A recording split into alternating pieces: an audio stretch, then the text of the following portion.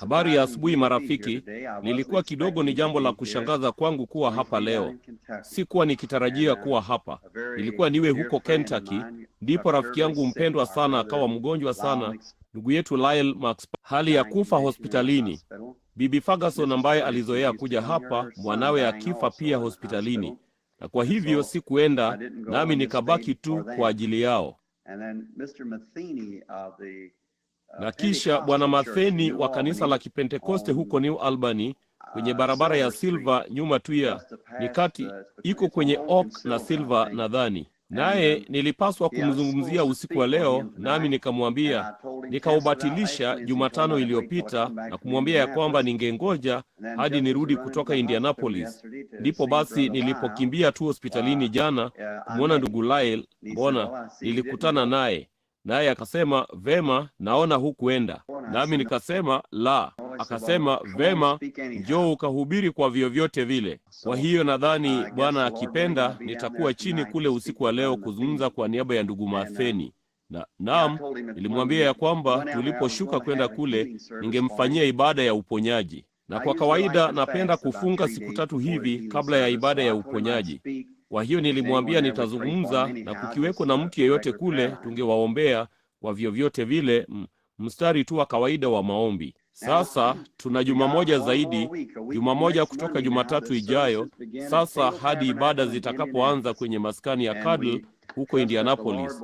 Nasi tunatumaini ya kwamba Bwana atatubariki kule juu katika mkutano mkubwa sana. Kama mtoto mwenye matarajio ya Krismasi, ninangojea ibada hiyo. Ninyi, jambo fulani tu kuhusu kumtumikia Bwana, tunachoka sana wakati mwingine mpaka inaonekana kana kwamba hatuwezi kwenda mbali zaidi. Na kisha unapopumzika siku moja au 2 tu, kuna kitu kinakugusa na lazima uende tena. Kwa hiyo leo hii tuko hapa kwa kusudi moja, yaani kumtumikia Bwana. Na kabla tu hatujaomba na kulisoma neno, ninataka kuomba msamaha hadharani kwa ndugu Neville. Mimi jana nilikaa nyumbani kutoka kule chini Kentucky jana kimakusudi kuhubiri badala yake redioni. Jumamosi ijayo na Mungu akipenda, pia ndugu Neville akipenda, ninataka kuzungumza kwenye matangazo ya asubuhi Jumamosi ijayo kwa niaba ya ndugu Neville. Na kwa hiyo alikuwa mwenye neema sana kunisamehe kwa urahisi. Alisema, nadhani nilijinufaisha kwake, naye ni mmoja wa jamaa hawa ambao ninaweza kurudisha pongezi na mtarajia mtu. Na kilichonifadhaisha kilikuwa ni asubuhi hiyo na mapema waliponiita kwa ndugu Lyle na wengineo huko New Albany. Nami ilikuwa ni kama dakika 10 ifike saa 3, nami nikasema, nilipaswa kuwa kwenye matangazo hayo katika dakika 10. Na hapa mimi huko Jeffersonville, yeye kule chini akiningojea. Kwa hiyo ndugu Wood alimpigia simu jana, nami nikafikiri ningemwacha ndugu Wood aniombee msamaha kwanza, mwajua. Kwa hiyo akaniadhibu tu kunifanya nizungumze asubuhi ya leo nishuke huku. Kwa hivyo sisi hapa. Na hivyo yeye tunaamini ya kwamba Mungu atakuwa katika ibada zetu. Sina kitu nilichokusudia, hata sijui nianzie wapi katika maandiko. Nilichukua tu Biblia yangu muda mfupi uliopita nikaja mbio. Ilinibidi kuchukua Biblia yangu ya Collins kwa sababu ina maandishi makubwa zaidi. Jamani, nimepita 40, mnajua. Kwa hiyo unapofikia umri wa miaka 40, chochote kilicho karibu nawe ukioni kama ulivyokuwa ukiona, unajua. Ni wangapi wanaojua hilo kuwa ni kweli? Naam Bwana. Hapa si muda mrefu uliopita niliwazia, nina shida fulani, siwezi kuvaa miwani ya kijani au miwani ya kahawia. Sikuweza kamwe, inanichefua tumboni mwangu. Kwa hiyo nikasema kuna kasoro. Nilimpigia simu Daktari Adea, nami nikasema, Doc, rangi gani? Unaweza kuyachunguza macho yangu, uniambie ninapaswa kuvaa miwani ya rangi gani? Akasema, hebu nikuambie. Akasema, nitakwambia, nitakutuma tu kule Louisville kwa mtaalamu fulani huko kuhusu hilo. Vema, nikasema, sitaki uchunguzi wowote wa macho.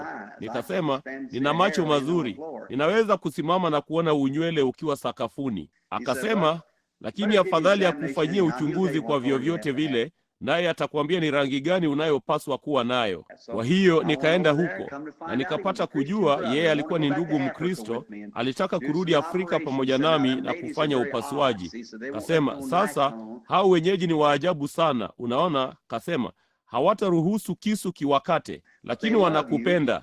Nami ninataka kutoa huduma ya bure kwa miezi 6 ya kuondoa mtoto wa jicho na vitu kama hivyo kwa hao wenyeji.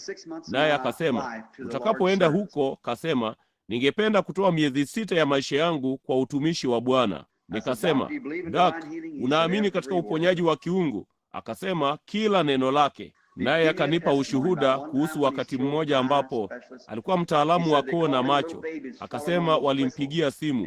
Mtoto mchanga alikuwa amemeza moja ya vijifilimbi hivyo, nacho kikakwamia kooni mwake.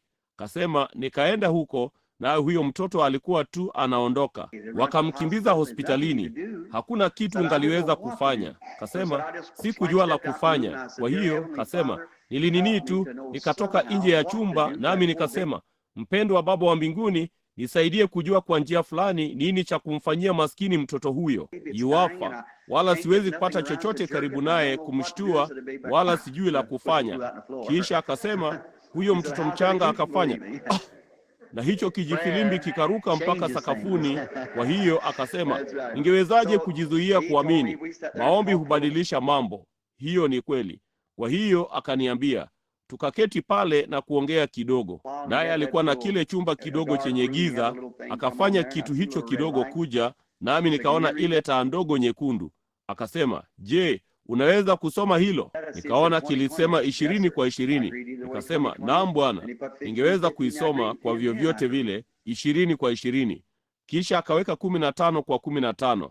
Ningeweza kuisoma, na 10 kwa 10 ningeweza kuisoma. Kasema, vema, macho yako hayana shida sana.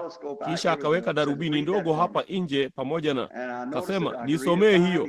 Nami nikaiona, ningeweza kuisoma vizuri. Akaendelea kukaribia zaidi. Usomaji wangu ukaanza kupunguka. Alipofikia karibu hivi, nikaacha. Akasema, nitakwambia kabla sija kuuliza, umepita 40. Nikasema, naam, hiyo ni kweli. Nikasema, nina 45. Naye akasema, vema, mtu anapopita 40, kasema, sioni jinsi ulivyoliepuka kwa muda mrefu hivi. Kasema, kama vile tu nywele zako zinavyoingia mvi, ngozi yako ikakunjamana, nywele zikatokea masikioni mwako na kadhalika. Bwana Egan anaweza kukwambia hilo kama kinyozi. Basi unapopita umri wa miaka 40, kasema, mboni za macho yako zinakuwa bapa na hazitapanuka. Kasema, sasa nitakwambia jinsi ya kufanya hivyo. Vema, sasa finya macho yako sana na usome hili. Vema ndugu, ningeweza kulisoma kama lilikuwa karibu hivyo nami nikiyafinya macho yangu. Nikaiweka mikono yangu namna hiyo na kufanya kitu kama darubini ndogo, ungeweza kuisoma. Macho yako hayana shida, ni maumbile tu. Umri wa miaka 40, watu hawana budi kuvaa miwani ya kusoma. Na kwa hiyo alitaka kunitengenezea moja. Na vema, alinitengenezea, lakini kamwe sikupenda vitu hivyo, mnaona. Wala siku zote siiwazii, nami husoma wakati mwingine. Lakini nilijitwalia tu Biblia ya Collins ambayo ni maandishi makubwa kidogo. Nami nikawazia, vema, siwezi kuzoea kuivaa, mnaona. Nawe huangalii, kama ningeangalia kando nje namna hiyo, huwezi kuona chochote. Lakini ukiangalia chini kwa karibu, basi inakuletea. Kasema, sasa unaanza kusoma hivi. Kasema, muda si muda, mwajua, unaendelea kurudisha mkono wako nyuma kwa umbali huo. Mkono wako si mrefu kutosha ili ukifikie. Kwa hiyo hivyo ndivyo ilivyo. Na kwa hivyo sasa, Bwana awabariki. Sasa nataka kuwauliza jambo fulani asubuhi ya leo kabla hatujaanza somo la shule ya Jumapili. Thamani ni nini? Nimekuwa nikiliwazia. Kama ningekuwa na koo la kutosha asubuhi ya leo, ningehubiri juu ya somo hilo. Lakini koo langu mbaya, nami nina mkutano huu unaokuja hapa New Albany usiku wa leo. Na halafu pia nina miamsho inaanza. Ninataka tu kufundisha kwa muda asubuhi ya leo kutoka kwenye maandiko fulani. Lakini thamani ni nini? Mama yangu sidhani yuko hapa, simuoni popote. Yuko? Naam mama, unakuwa mdogo. Kwa hiyo nilimuuliza jana, nilimuuliza hili somo, maana nimekuwa nikilichunguza. Ukipata jambo niani mwako, unaanza tu kusoma. Ndugu Weba, ulifanya hivyo mara nyingi, ndipo unaanza tu kusoma. Thamani ni nini? Nami nikaanza kuwazia, nikasema, unajua, kama ningalikuwa na dola milioni 100 zimewekwa hapa katika lundo, nami nilikuwa na kitufe kidogo hapa. Kama nikibonyeza kitufe hiki, ninapoteza dola zangu milioni 100, lakini ninapata kuzungumza na maskini baba yangu ambaye ametuacha kama saa moja, akiwa mwanadamu aliye hai tena. Ningefanya nini? Bila kusita, ningebonyeza hicho kitufe. Ningetoa dola milioni 100 asubuhi ya leo kumketisha baba yangu kwenye kiti hiki wakati nikilifundisha somo hili. Kwa hivyo pesa ina thamani gani? Nafsi ina thamani sana vipi kuliko pesa? Mnaona? Sasa mama, unakumbuka nilipokuwa na ile Ford ndogo ya kale muundo T, maskini muundo wa 26, jinsi ningepiga msasa kitu hicho. Ilikuwa tu mtoto, yapata umri wa miaka 16, 17.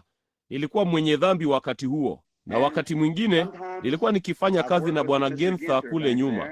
Na ningenini, baada ya Jumapili alasiri, Jumapili asubuhi, ningeshuka kule na kung'arisha sehemu zote na kila kitu kwa kompresa ya hewa na kuisafisha. Jumapili alasiri, ningeing'arisha maskini hiyo Ford kuukuu mpaka ilionekana kana kwamba ingetoka rangi.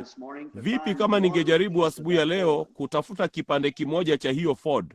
Vipi kama ningejaribu kutafuta moja ya vipande hivyo kutoka kwenye kompresa hiyo ya hewa? Wakati ningekuwa nikiwaleta watu, nilikuwa nikiisafisha Ford yangu. Na shangaa thamani iko wapi? Nilifanya kazi Jumapili asubuhi kule juu kadri walivyoniruhusu. Niliithamini kwa sababu nilikuwa na deni. Lakini ilinifikisha wapi?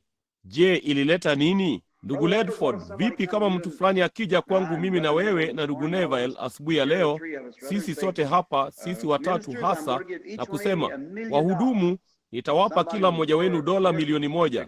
Mtu aliyekuwa na uwezo angeweza kulifanya. Nami nikasema, sasa ndugu Ledford, ndugu Neville, niwaambie jambo tufanye. Tuendeni tukawatafute maskini wote tuwezao, na tufanye kila makazi kuwa na furaha kwa kuwapa watoto nguo na kulipia rehani au kununua mahali hapa padogo. Hatungezikosa.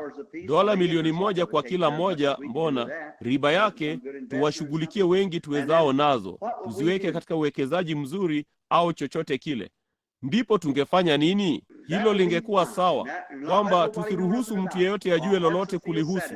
Mioyo yetu ingejisikia kuridhika. Lakini sasa katika miaka 100 kutoka leo, ndugu, ingehitaji muujiza wa Mungu kama bado tunaishi miaka 100 kuanzia leo, mnajua hilo.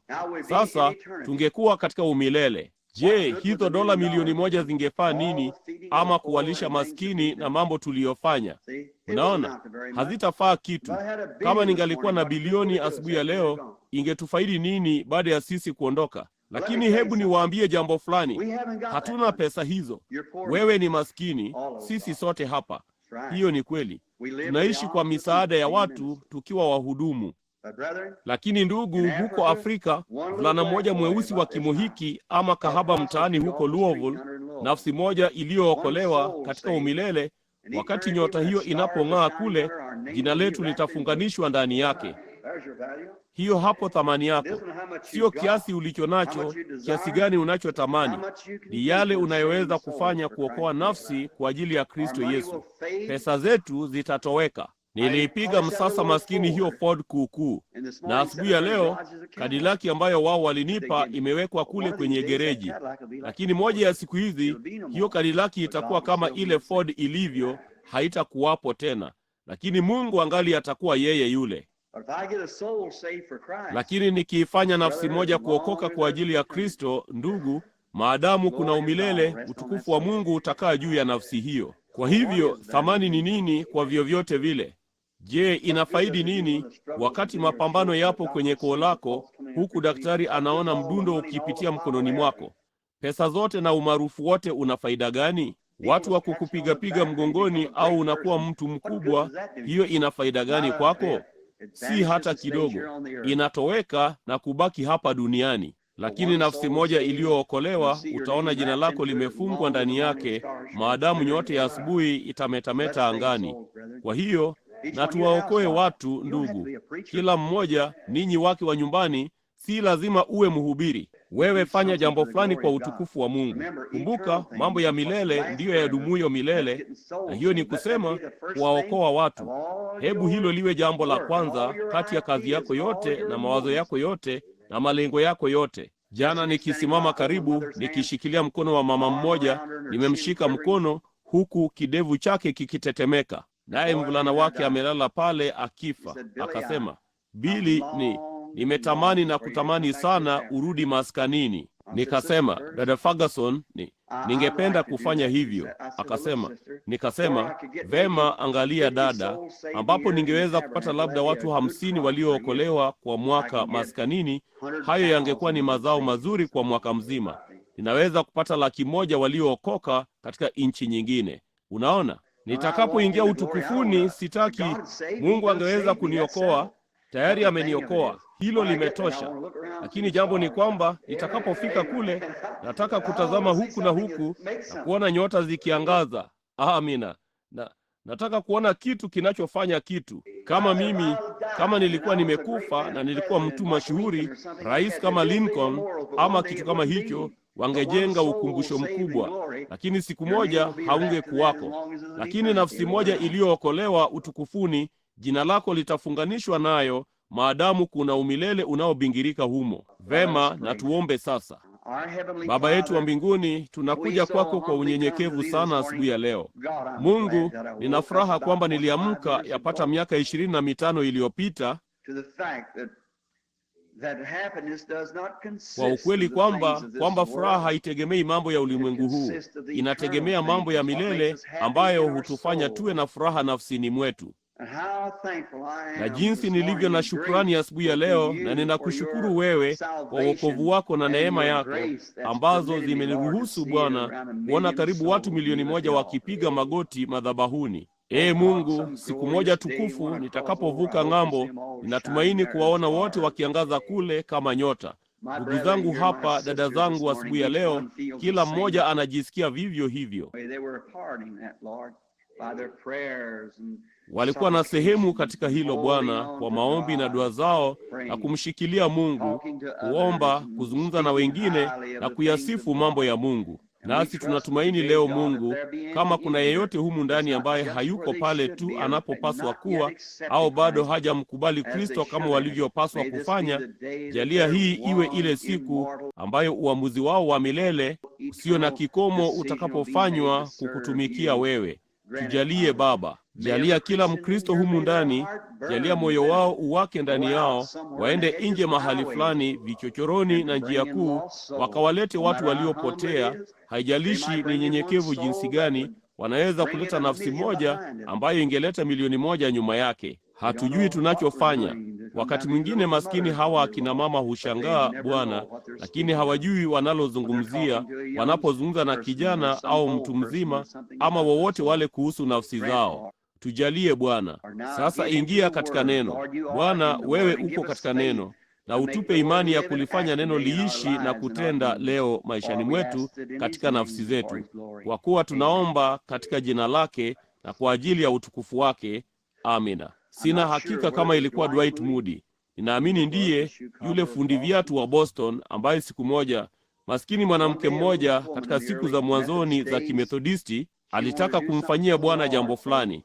Kwa hivyo alikuwa anafua nguo, naye akaweka akiba pesa zake, akapata $1.50, ninaamini, apate kumleta mhubiri mmoja mzee kumhubiria. Naye alikuwa amekodi banda la farasi kwa robo ama chochote kile usiku huo.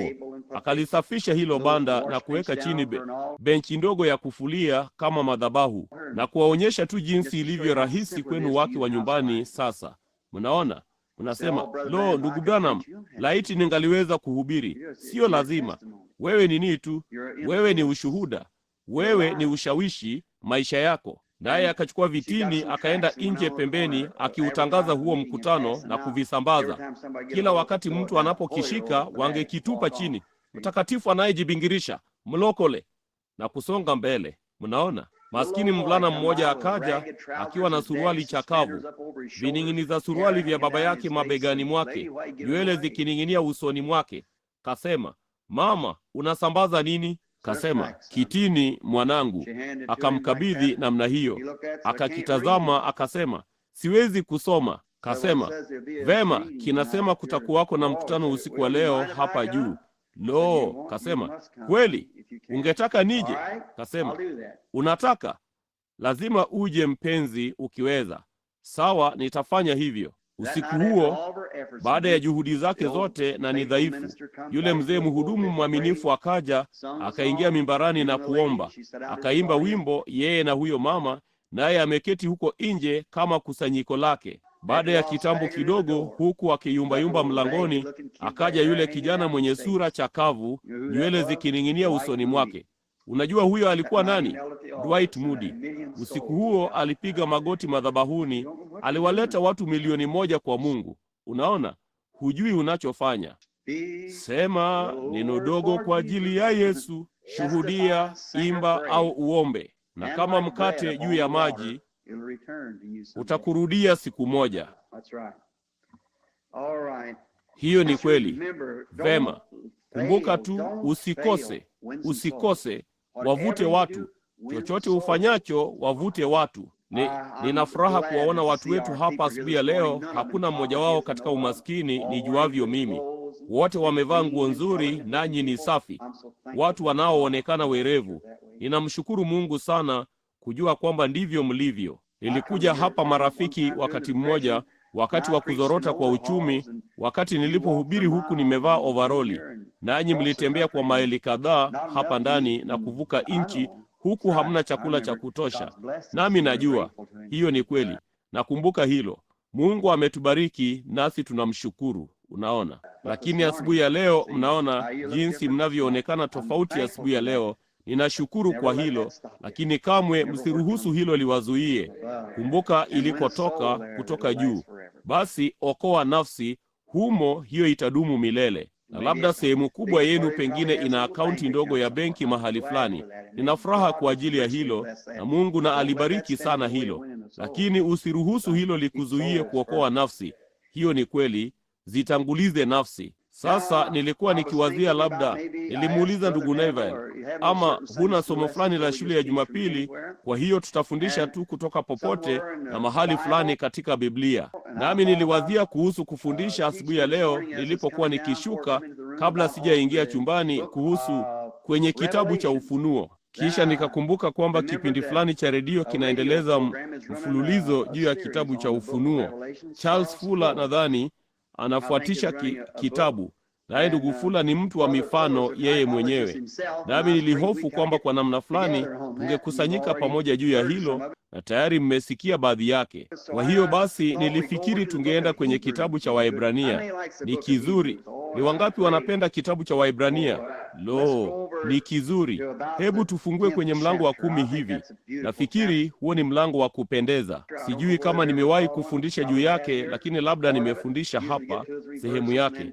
Kwa kawaida tunachukua vifungu 2 ama 3, halafu hilo la tosha, nasi tunaanza katika Biblia. Mnajua, wakati mwingine ninapokuja likizoni, nina shauku sana ya kupata wakati mmoja zaidi ambapo ningeweza kutulia humu maskanini ama mahali fulani hapa na kufanya tu mfululizo wa masomo kama tulivyozoea kuichukua Biblia.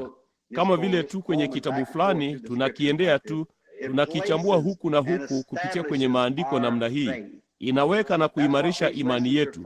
Hiyo ndiyo sababu ya masomo haya, ni kuimarisha imani yetu. Sasa katika mlango wa 10 wa Waebrania, sijui ni kwa nini nikiketi tu pale ndani, niliufungua tu, nasi tunataka kusoma kutoka hapa kwa ajili ya somo dogo na kulifundisha. Tukifika hapa chini, tujue tumeyapitia hapo awali, basi nitanini, tutageuka tuliendee jambo lingine, au labda Bwana atatuongoza kwenye kitu kingine.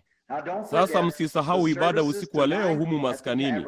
Ndugu atakuwa akizungumza nasi usiku wa leo. Na kama una marafiki wowote karibu na New Albany kule chini, kwa ndugu Matheni, tutazungumza huko kwa muda kidogo usiku wa leo, na kisha Jumatano usiku. Na ndugu Junior Jackson nilimsikia akiitikia amina muda mfupi uliopita, lakini sijaweza kumuona. Naye yuko humu jengoni, na yake ni Alhamisi usiku na ninaamini ana Jumapili usiku. Uko wapi Junior? Siwezi kuona ulipo. Si ajabu. Umeketi nyuma ya huyo jamaa mkubwa huko nyuma. Nini yako kile? Ibada yako Jumapili usiku pia, ndivyo Junior? Alhamisi na Jumapili. Vema. Na ibada zake ni usiku wa leo, naye yuko kwenye barabara ya Jimbo huko New Albany. Jimbo na Monroe. Ndugu Gensa, unaona ni muda mrefu tangu nisome mita au kurekebisha huduma zozote. Nilisahau mitaa yote, lakini bado ninampenda Bwana Yesu, yeye yule aliyekuwa pamoja nasi wakati huo aliponisaidia siku hizo. Nilikuwa nikimwambia ndugu mmoja muda mfupi uliopita. Nilikuwa nikishuka pale nilipokuwa nasoma mita na kubisha mlango. Ninasoma mita, kisha naitoa Biblia yangu na kusoma kidogo kabla huyo mama hajafika mlangoni, kitu kama hicho. Kisha natafuta maskini jengo dogo la kale tupu. Bila shaka huwezi kuyapata sasa, ambapo mtu fulani alikuwa amehama. Naingia mle, kisha naenda nyuma kwenye kibanda na kupiga magoti na kuomba. Huko kulikuwa ni kuandaa. Hicho ndicho kilichoimarisha pale, kumtegemea yeye. Sasa kitabu cha Waebrania ndicho kinachoitenganisha torati na neema. Ni wangapi wanajua ya kwamba tunaishi kwa neema na wala si kwa sheria? Ninaamini mwandishi hakuna anayejua hasa, lakini sana sana ni kama Paulo, mpaka ninapenda kuyaita maandishi ya Paulo. Naye alikuwa akizungumza na Waebrania. Sasa Injili ilikuwa tayari imewaendea mataifa, kwa maana Wayahudi walikuwa wameikataa, nao walikuwa wamewaendea mataifa pamoja na Injili. Na sasa Paulo alikuwa akiwaandikia Waebrania, kwa maana wengi wao walitaka kurudi chini ya sheria, kushika sheria na bado wamwamini Kristo. Basi unajua, hayo yangali yako siku hizi. Kuna watu siku hizi ambao wanajaribu kushika torati za Agano la Kale na bado wawe wa Kristo, wakati moja ni kinyume sana na hiyo nyingine. Kama ukitimiza sehemu moja ya torati, huna budi kutimiza yote. Wewe ni mdeni, inasema Biblia, kutimiza torati yote. Kwa hiyo kama unafanya sehemu yake, halafu basi kama ukishika torati kama vile dhabihu na sabato na wajibu na ulaji na kutawadha na kadhalika, chini ya torati. Lakini hatuko chini ya torati sasa, tuko chini ya neema. Naye Paulo anajaribu kuonyesha mahali ambapo torati ilikuwa ni kivuli. Sasa hapo mwanzo, hapa tunaona jambo hilo. Kwa maana torati, kwa kuwa ni kivuli cha mambo mema yatakayokuwako, wala si sura yenyewe ya vitu hivyo, haiwezi kamwe kwa dhabihu zile walizozitoa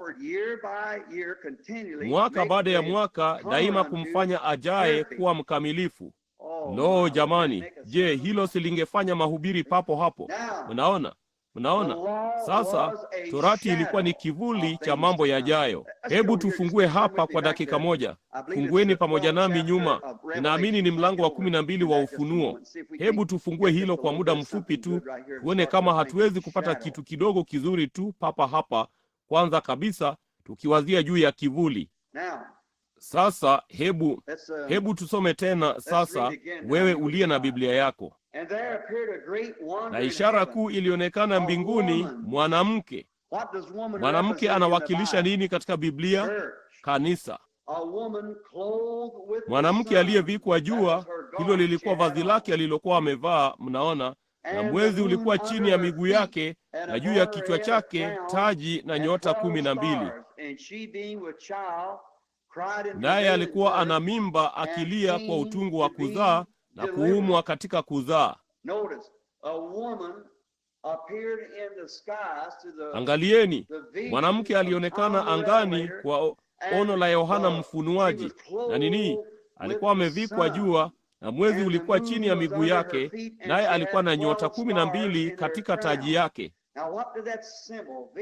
Sasa hiyo ishara ni nini? Maono ni ishara. Sasa mwanamke ni kanisa, nalo kanisa lilikuwa, mwezi ulikuwa chini ya miguu yake. Kwa maneno mengine, ulikuwa bado unaangaza, lakini alikuwa juu yake, kwa sababu tayari alikuwa amefikia hali kwamba alikuwa anazaa mtoto. Alikuwa na utungu wa kuzaa, nao mwezi ulikuwa ukipita na jua lilikuwa linawaka. Sasa mwezi ni kinachoufanya mwezi kuangaza ni jua kuumulika, ni kivuli tu cha jua. Na kwa hiyo mwezi ulikuwa umemaliza siku yake, nalo jua lilikuwa linachomoza. Mwanamke hakuwa amevikwa mwezi, alikuwa amevikwa jua. Lilikuwa ni kanisa la Injili likichipuka, lile kanisa la kale la Kiorthodoksi. Sasa unasema, vema, hilo lilikuwa la Kiorthodoksi. Naam. Yesu alikuja kwanza kwa Myahudi wala sio mataifa. Mnaona? Yeye aliwaagiza wanafunzi wake wasiende kwa mataifa yeyote. Alisema alikuja kwa walio wake na walio wake hawakumpokea. Ati nini? Alisema wakati akiwaagiza katika mlango wa 10 wa Mathayo mtakatifu. Alisema, msiende katika njia ya mataifa, bali nendeni kwa kondoo waliopotea wa Israeli. Na katika kuenenda kwenu hubirini, ukisema ufalme wa mbinguni umekaribia. Mnaona? Msiende katika njia za mji wa Samaria au njia yoyote ya hizo zingine, lakini nendeni kwanza kwa kondoo wa Israeli waliopotea. Hiyo ndiyo sababu nuru ya jua tukufu ilikuwa ikimulika kumzunguka huyo mwanamke, naye akiwa katika utungu, akiumwa kwa utungu apate kumzaa mtoto huyu. Naye akazaa mtoto mwanamume ambaye atayachunga mataifa yote kwa fimbo ya chuma. Na yule joka akasimama karibu na yule mwanamke aliye Rumi, ili azaapo amle mtoto wake. Na Rumi kweli ilimtesa huyo mtoto. Walituma watu na kuwaua watoto wote kuanzia umri wa miaka 2 kuendelea, au umri wa miaka 2 kwenda chini, hasa wapate kumuua Kristo na kumkamata mle ndani. Herode alitoa amri hii. Lakini mtoto wa huyo mwanamke akanyakuliwa hata kwa Mungu. Kutoka kwa ufufuo alinyakuliwa hata kwa Mungu, na ameketi mkono wa kuume wa Mungu. Sasa hiyo ingekatilia mbali mafundisho yote ya mtoto wa kiume, sivyo? Mnaona? Lakini sasa Torati, Waebrania 10 tena, kwa kuwa ni kivuli cha mambo yajayo, wala si sura yenyewe, bali kivuli. Sasa hivi majuzi usiku nilikuwa nikijadiliana na mtu mzuri sana juu ya fundisho la utawala wa miaka 1000. Nikasema, ninaamini katika ule utawala wa miaka 1000 kwa sababu kuna vivuli vingi sana vya Agano la Kale vinavyosema ya kwamba kutakuwa na utawala wa miaka 1000. Lazima uwepo. Vivuli vingi mno. Wao walisema, je, kanisa litapitia kwenye ile dhiki? Nikasema, la, kanisa haliwezi kupitia kwenye ile dhiki. Halina budi kuondoka kabla ya ile dhiki. Vivuli vingi mno. Angalieni kwamba Nuhu, hapo mwanzo Nuhu, Agano la Kale lote, Torati yote sasa ilikuwa ni kivuli cha mambo mema yajayo. Sasa kabla wakati wa dhiki haujafika, kwanza Henoko yule Nuhu alikuwa mfano wa waliobebwa wakavushwa, kama yule bikira aliyelala, lakini Henoko alihamishwa kabla tu ile dhiki haijaanza. Henoko alitwaliwa juu asionekane, kwa sababu Mungu alimtwaa, mfano wa kuondoka kwa kanisa. Ndipo Nuhu akamtazama. Alipoona Henoko akienda, alijua wakati wa kuingia katika safina ulikuwa umewadia, apate kupitishwa kwenye ile dhiki. Biblia ilisema kulikuwa na wanawali 10 waliotoka kwenda kumlaki bwana harusi, na 5 walikuwa na busara, 5 walikuwa wapumbavu. Nao wote walikuwa wanawali, kila mmoja wao, lakini 5 walikuwa na busara, nao walikuwa na mafuta katika taa yao. Nao wakatoka kwenda kumlaki bwana harusi, naye bwana harusi akaja, nao wale waliokuwa na mafuta wakaingia. Mnaona kule kuhamishwa kwenda pamoja na bwana harusi. Lakini wale walioachwa nyuma walikuja na kutaka kuingia pia, kama tu wale waliokuja na kubisha kwenye mlango wa safina, Nuhu, turuhusu tuingie. Lakini Mungu aliufunga huo mlango. Na lo, rafiki yangu, moja ya siku hizi Mungu atakupa wito wako wa mwisho, ndipo mlango utafungwa kati ya rehema na hukumu. Usiachwe nje, ingia sasa wakati ukiweza. Usizingatie kile ulimwengu usemacho, ingia ndani ya Kristo, kwa kuwa wale walio ndani ya Kristo Mungu atawaleta pamoja naye. Unaona? Basi huyu mwanamwali mwenye busara akaondoka katika kuhamishwa. Nao hao wengine waliokuja na kubisha mlango, ilikuwaje? Ni nini kilifanyika? Biblia ilisema walitupwa katika giza la nje, ambako kulikuwa na kulia na kuomboleza na kusaga meno. Israeli, wakati wa dhiki ulipoikumba Misri, hapakuwa na hata kitu kimoja kilichopata kuipiga Misri wa Israeli, kwa sababu walikuwa katika mahali palipoandaliwa na Mungu, Gosheni. Hakuna dhiki hata kidogo. Mnaona? Wengine wote walikuwa kwenye ile dhiki, lakini sio hawa. Sasa mambo hayo yote yakiwa ni vivuli, hayana budi kuainisha jambo fulani. Ndipo basi tunapoona kule kutangulia kuja kwa Bwana, tunaona jinsi watu walivyotembea katika siku hizo na kuona jinsi watu walivyokuwa wakaidi, wenye kujivuna, wapendao anasa kuliko kumpenda Mungu. Hivyo ndivyo ilivyo siku hizi. Watu wanafuata tamaa zao mbovu. Imefikia kwenye jambo, samahani tamshi hili dada zangu, lakini imefikia hata maadili halisi ya kanuni za adabu karibu ni jambo la wakati uliopita miongoni mwa watu wetu. Jana katika hospitali ya Mtakatifu Edwards nilimsikia daktari akimkemea msichana mmoja kweli kweli huko nyuma. Alipanda vipandio ambapo ningeweza kumpa mkono. Kila mtu hospitalini alikuwa akisikiliza, akitazama. Kulikuwako na msichana huko nyuma amevaa baadhi ya nguo hizi ndogo mbovu kama vile maskini suruali ndefu. Unajua yale Biblia isemayo kuhusu hilo? Anasema ni chukizo mbele za Mungu kwa mwanamke kuvaa suruali kama mwanamume. Kweli. Naye huyo hapo huyo daktari akasema, maskini jamaa aliyelemaa, ninamjua lakini siwezi kulikumbuka jina lake. Akasema, unataka kuniambia kuwa sister alikuruhusu uingie katika hospitali hii namna hiyo? Akasema, mbona wewe ni aibu kwa hospitali, toka hapa. Nikasema, jamani, nataka kukupa mkono. Hakika. Kasema, uliwezaje kupita kule mbele?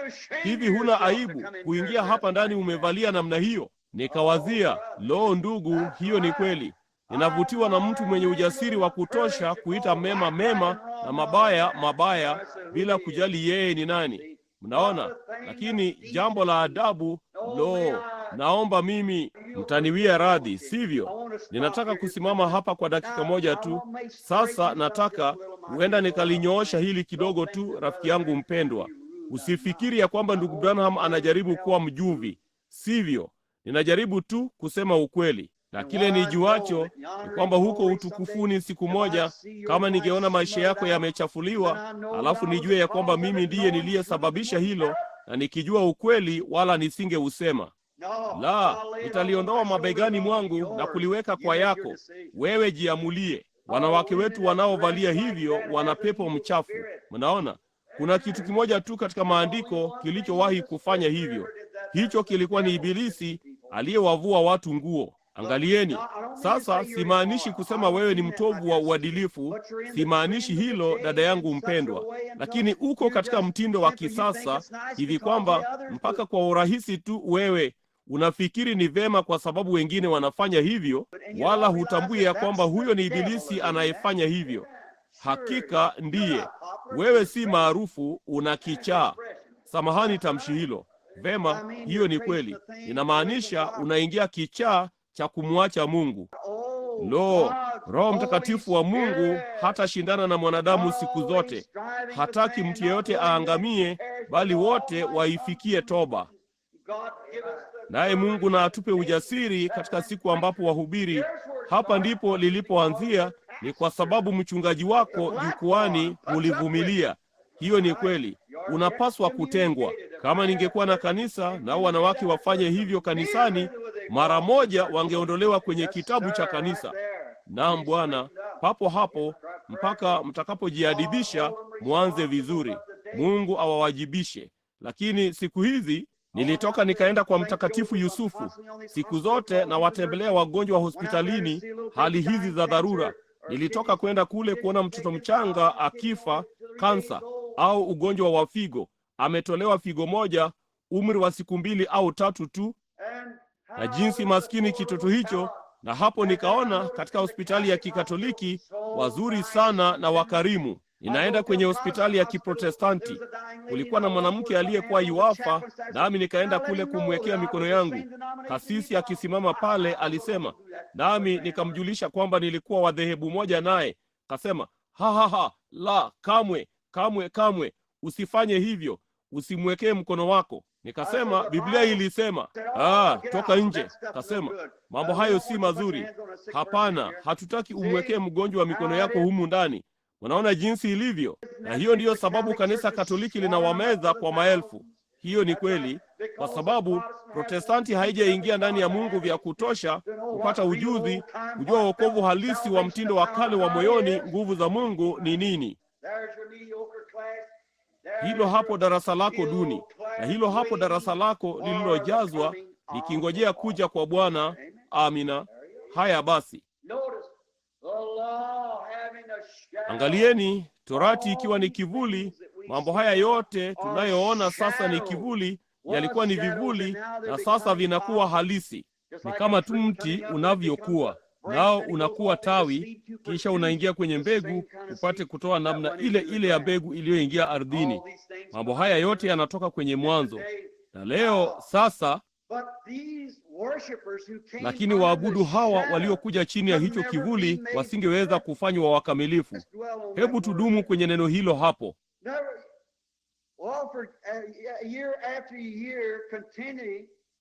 Walizitoa mwaka baada ya mwaka, daima haziwezi kumkamilisha akaribiaye. Na watakeni sasa, hivi hamjasikia mara nyingi watu wakisema, lo, hakuna aliye mkamilifu? Hiyo ni kweli, huwezi kuwa mkamilifu machoni pa mwanadamu mwenzako, lakini huna budi kuwa mkamilifu, la sivyo kamwe hutaenda mbinguni. Kweli, Biblia ilisema, Yesu akinena katika zile heri, Mathayo, kasema, basi iweni wakamilifu kama Baba yenu wa mbinguni alivyo mkamilifu. Basi huna budi kuwa mkamilifu tu kama vile Mungu alivyo, la sivyo umepotea. Sasa utafanyaje hilo? Unaona? Sasa kosa moja dogo nawe umepotea. Kufumba kumoja kudogo kwa jicho nawe umepotea, kwa sababu hakuna kinachoweza kuingia kwenye maeneo hayo ila kikamilifu. Mungu alimweka Shetani huko juu wakati mmoja kama malaika ambaye alikuwa mwana wa asubuhi, naye akachukua mambo mema ya Mungu na kuyapotosha kuwa maovu. Mungu ana hakika kwamba hakuna kitakachoingia huko kitakachoweza kufanya hivyo tena. Mnaona? Sasa huna budi kuwa mkamilifu. Yesu alisema, iweni basi wakamilifu kama Baba yenu wa mbinguni alivyo mkamilifu. Sasa utakuwaje wakati siku zote unatenda dhambi, wakati unaendelea kufanya makosa? Sasa hili litaweka kikwazo kidogo kwa washika sheria, lakini angalieni, si kile unachofanya, ni kile Mungu amefanya. Si kile unachofanya, ni kile yeye alichofanya. Unaona? Huwezi kuwa mkamilifu, huwezi kuwa kwa nafsi yako, lakini katika Kristo umekamilishwa. Hutegemei matendo yako mema au kanisa lako mwenyewe, bali unaitumainia damu iliyomwagika ya Bwana Yesu. Haya basi, hiyo ndiyo inayokufanya mkamilifu. Hiyo ndiyo inayoiimarisha imani yako. Halafu juu ya uponyaji wa kiungu vivyo hivyo. Situmainii jinsi ninavyojisikia. Kama ningefanya hivyo, ningekuwa kitandani asubuhi ya leo, lakini ninaitumainia kazi yake iliyokamilika. Yeye alisema, yeye aliahidi hilo, ninaliamini. Mnaona? Jambo ndilo hilo. Basi iweni wakamilifu. Sasa hebu tuendeni kando kidogo. Kitu fulani kimebingirika moyoni mwangu. Hebu niwaulizeni jambo fulani. Tunaishi katika siku ya hukumu sasa, si ile hukumu kuu, bali kule kuitwa kwa kanisa litoke. Mnaamini hilo? Tunaishi katika siku za ubaguzi. Kuna ufidhuli, ubaguzi wa rangi unaojaribu kuibuka nchini. Huo ni upuzi. Lakini kuna wakati halisi wa utengano, mema na mabaya. Mungu huwatenganisha watu wake, huwaita watoke. Je, mnajua neno lenyewe kanisa linamaanisha waliotengwa, walioitwa watoke, waliotengwa. Amina. Tokeni kati yao, Biblia inasema, msishiriki dhambi yao na uchafu wao, nami nitawakaribisha kwangu. Nanyi mtakuwa wana na binti kwangu, nami nitakuwa Mungu kwenu. Tokeni. Ni wakati wa kutengana, na zaidi sana mnapoona siku hii ikikaribia. Kanisa ambalo wakati mmoja lilijaribu kutembea, walijiundia dhehebu, na sasa wameingia katika lundo moja kubwa la kuishi kama walimwengu. Unaona, kama tu Biblia ilivyosema walifanya katika Agano la Kale, ndivyo walivyofanya wengi wao. Mungu aliwaita watoke, akawaonyesha miujiza na maajabu, ndipo hicho kizazi chote kikaangamia nyikani, wakiisha kuiona miujiza, baada ya Mungu kuwafanyia miujiza, wakiisha kuuona utukufu wa Mungu. Lakini moyoni mwao walikuwa wasioamini, wakamnung'unikia Mungu, walalamikaji. Mungu alisema tu, jitenge Musa. Naye akaanzisha kizazi kipya apate kuwapeleka katika nchi ya ahadi. Angalieni, ni wangapi hapa ndani ya asubuhi ya leo walio wa Kristo? Mnaweza kuinua mikono yenu. Inueni tu mikono yenu. Mimi ni Mkristo. Mungu asifiwe kwamba wewe ni Mkristo. Mlipataje kuwa wa Kristo? Kwa sababu ulisema nataka kuwa Mkristo. Kwa sababu kwamba ulimtafuta Mungu kwa machozi. Kwa sababu Mungu kwa neema alikuita. Hiyo ni kweli. Si kwa sababu wewe ulimtafuta, kwa sababu yeye alikutafuta. Sasa ukiangalia kwa upande wa Wabaptisti ama Wapresbiteri, imani ya Waarminia, wote hukauka. Wanasema, vema, kama Mungu aliniita, haleluya, basi niko sawa, nitafanya nitakalo. Hiyo inaonyesha kuwa hujalipata wala hukuitwa. Hiyo ni kweli. Endapo Mungu alikuita, utampenda kiungu sana, mambo ya ulimwengu yangekuwa yamekufa kwako. Hiyo ni kweli. Yule jamaa mdogo anayeketi kule nyuma akirekodi sasa, aliniuliza tukiingia, ambaye ni nani wangu, mmoja wa ndugu zangu, Bwana Mathia, naye hurekodi jumbe mikutanoni na mwenzi wake Leo na Jean hapa nyuma. Leo aliniambia akiingia asubuhi ya leo, akasema, ndugu Branham, iliyotangulia ilikuwa ni ipi? Imani huzaa upendo au upendo huzaa imani? Nikasema, upendo huzaa imani, siyo imani upendo. Huna budi kupenda kwanza kabla hujaweza kuwa na imani. Kwa hiyo ukisema una imani wala humpendi Mungu kiungu, imani yako ni bure. Unaona, unapaswa kumpenda Mungu. Kwa hiyo unaweza kujiunga na makanisa yote nchini, ufanye chochote ulichotaka, ufanye maungamo yote utakayo, lakini kama hakuna upendo wa kweli halisi wa Roho Mtakatifu uliozaliwa mara ya pili moyoni mwako kwa ajili ya Mungu, imani yako ni bure. Haidhuru unakiri kiasi gani kwamba unamwamini Mungu, hilo halina uhusiano wowote nalo. Haina budi kuzaliwa katika moyo wa mwanadamu, ndipo una uzima wa milele. Kamwe huwezi kutenganishwa na Mungu. Sasa kama tungekuwa na wakati, kwa kuwa si wengi wenu walio na Biblia, bali katika kitabu cha Ufunuo. Sikilizeni sasa. Vaa kofia yako ya kuwazia na ufungue moyo wako. Nataka kusema jambo fulani hapa sasa. Ninataka msikilize kwa makini wakati Roho Mtakatifu akiwa karibu. Biblia ilisema katika Ufunuo ya kwamba mpinga Kristo angekuja katika siku ya mwisho, na ya kwamba angekuwa fidhuli sana.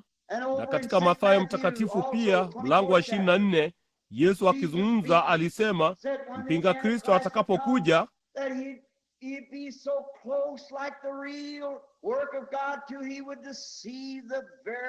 kwamba angefanana sana kama kazi halisi ya Mungu, hata angewadanganya walio wateule kama yamkini. Tazama, huwadanganya walio wateule.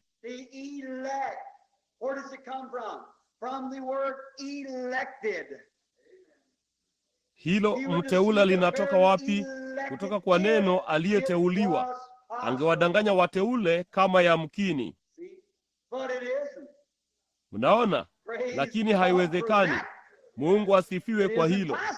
Haiwezekani. Kama vile katika Waibrania mlango wa 6, yeye alisema, kwa maana haiwezekani kwa hao waliokwisha kupewa nuru na kufanywa washirika wa Roho Mtakatifu na kuonja vipawa vya kimbinguni na nguvu za ulimwengu ujao, kama wakigeuka na kujifanya upya hata wakatubu. Haiwezekani. Haliwezi kufanywa. Hiyo ni kweli. Inaweza kuigwa, inaweza kuigizwa. Watu wanaweza kutenda kana kwamba wao ni hivi na hivi, na wanaweza kushawishiwa na kila jambo dogo. Lakini mtu ambaye amepata kuzaliwa kwa Roho wa Mungu, mwelekeo wake umelengwa kuelekea nyota ya kaskazini. Haleluya! Wala kuzimu yote haitamtikisa kamwe. Hiyo ni kweli. Sisemi hatafanya makosa. Sitasema hatateleza na kuanguka. Hiyo ni kweli. Lakini mara tu anapoweza kusimama kwa miguu yake tena, macho yake yanaelekezwa kwenye nyota kule, naye anaendelea mbele. Hakika mteule. Sasa Biblia ilisema, nami ninajua hilo ni neno la Mungu aliye hai. Biblia ilisema hivi, sikilizeni sasa. Mnaona? Naye yule mnyama na yule nabii wa uongo, NABEE, umoja. Naye mnyama, mamlaka, utatu wa kuzimu kama tu utatu wa Mungu. Sasa angalieni. Naye aliwafanya wote, wadogo, wakubwa, walio matajiri ama maskini, watumwa au walio huru, wanaume au wanawake, mwanamume au mwanamke, mtoto au yeyote yule.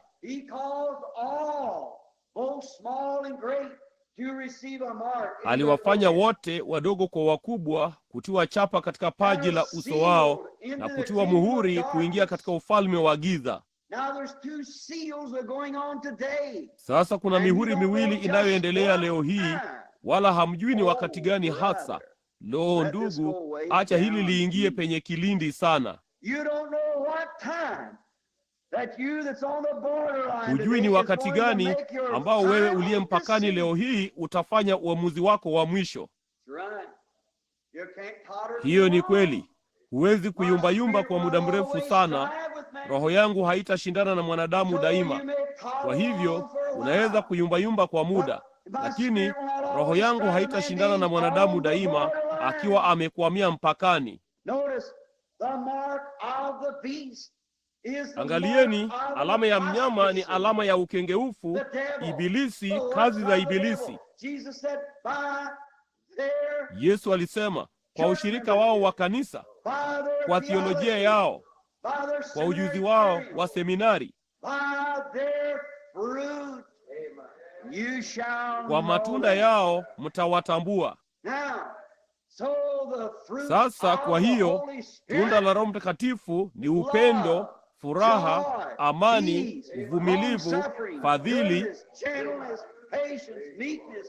utu wema, saburi, upole. Hilo ndilo tunda la Roho. Ndipo hilo tunda, hiyo ni alama ya Roho Mtakatifu, ikionyesha kwamba upendo wa kiungu umetia nanga moyoni na mambo ya ulimwengu yamekufa. Sasa alama ya Ibilisi ni uigaji, matendo, si neema.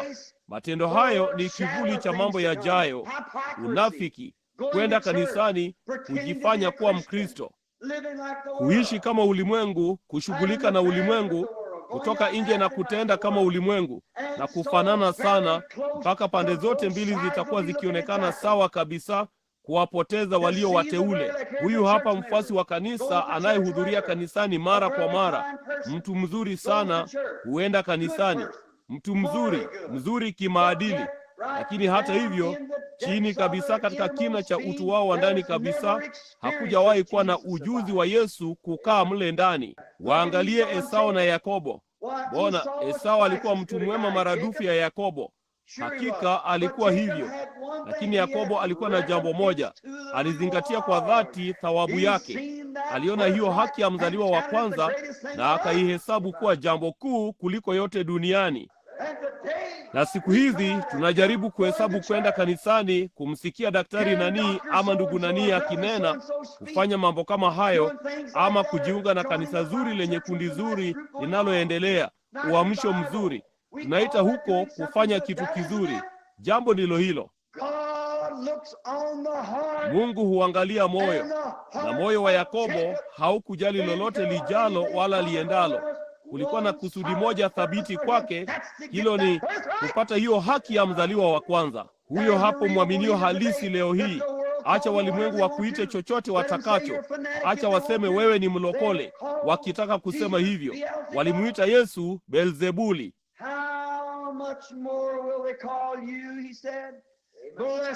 Ni zaidi sana vipi watakavyowaita ninyi, alisema.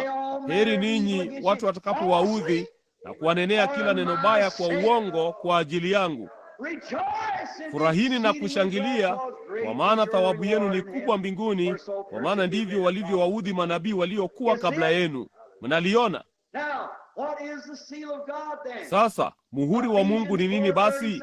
Waefeso 4:30 ilisema, msimhuzunishe Roho Mtakatifu. Ati nini? Waefeso 4:30, ninyi mnaoyaandika, msimhuzunishe Roho Mtakatifu.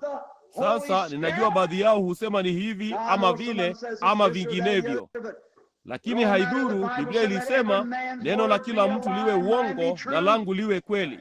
Wengine wanasema kutunza siku ndiyo alama, na wengine wanasema kufanya hivi ndiyo alama, na wengine wanasema kuwa shahidi wa hili ndiyo alama.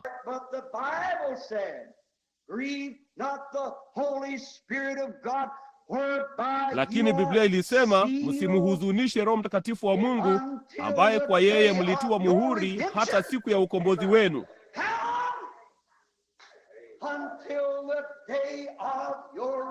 Muda gani? Mpaka siku ya ukombozi wenu. Inawezaje kufanywa? Je, Mungu anaweza kukosea? Je, angeweza kumpa mtu Roho Mtakatifu? Na yeye kwa kuwa hana kikomo, anajua tangu mwanzo hadi mwisho. Je, angempa mtu Roho Mtakatifu na kumwahidi uzima wa milele na kisha ageuke amwondoe kwake? Hiyo ingemfanya yeye kuwa na kikomo kama mimi na wewe, anayeweza kukosea. Lakini Mungu ashukuriwe, Baba yetu wa mbinguni hafanyi makosa. Yeye hakika hawezi kukosea. Tangu mwanzo yeye hakuwa na kikomo, naye atakuwa mwishoni. Hawezi kufanya makosa. Yeye ni mkamilifu. Angalieni sasa, ninarudi kwenye Waebrania tena. Sasa basi iweni wakamilifu. Sasa nitaruka sasa niende katika Ufunuo. Naye aliwafanya wote, wakubwa, wazee, vijana, wanaume kwa wanawake, watumwa na walio huru, watiwe chapa katika kipaji cha uso wao na katika mkono wao.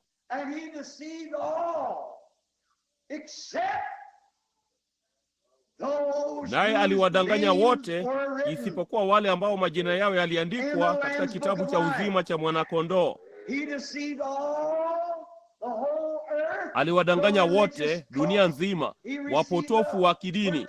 Yeye alimpokea aliyejifanya Mkristo, alimdanganya mshiriki wa kanisa, alimkosesha mtu mwenye maadili,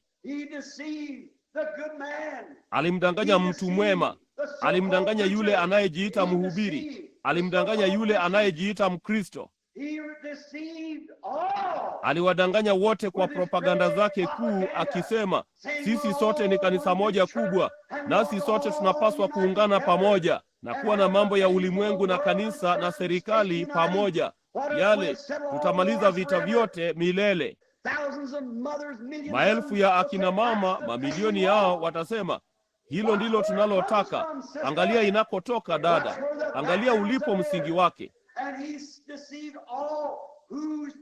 Naye akawakosesha wote ambao majina yao hayakuandikwa katika kitabu cha uzima cha Mwana-Kondoo. Sasa mko tayari? Hili hapa lina mitutu miwili na limejaa risasi. Lisikilizeni sasa. Aliwadanganya wote ambao majina yao hayakuandikwa katika kitabu cha uzima cha Mwana-Kondoo. Tangu wakati walipojiunga na kanisa, tangu wakati wa uamsho, majina yao yaliandikwa katika kitabu cha uzima cha Mwana-Kondoo. Wakati walipoingia kanisani, hapana, majina yameandikwa katika kitabu cha uzima cha Mwana-Kondoo tangu kuwekwa misingi ya ulimwengu. Amina. Hilo la tosha. Mnalipata? Hilo limechunguzwa kwa mamia ya miaka miongoni mwa walimu. Lakini angalieni, jina la Mkristo halikuandikwa katika kitabu cha uzima cha mwanakondoo alipokuja madhabahuni. Biblia ilisema jina lake liliandikwa katika kitabu cha uzima cha mwanakondoo kote kote tangu kuwekwa misingi ya ulimwengu. Hakuna mtu anayeweza kuja kwangu asipovutwa na Baba yangu, na wote wajao nitampa uzima wa milele, nami nitamfufua katika siku za mwisho. Tunaogopa nini?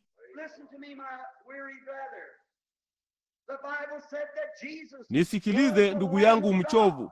Biblia ilisema ya kwamba Yesu alikuwa mwanakondoo wa Mungu aliyechinjwa tangu kuwekwa misingi ya ulimwengu.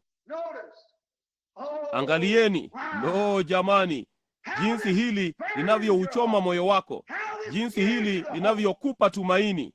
Huko nyuma kabisa, kabla ya kuwekwa misingi ya ulimwengu, wakati shetani alipopotosha yule muovu, Mungu akiwa hana kikomo aliangalia chini kupitia mkondo wa wakati na akaona mwisho.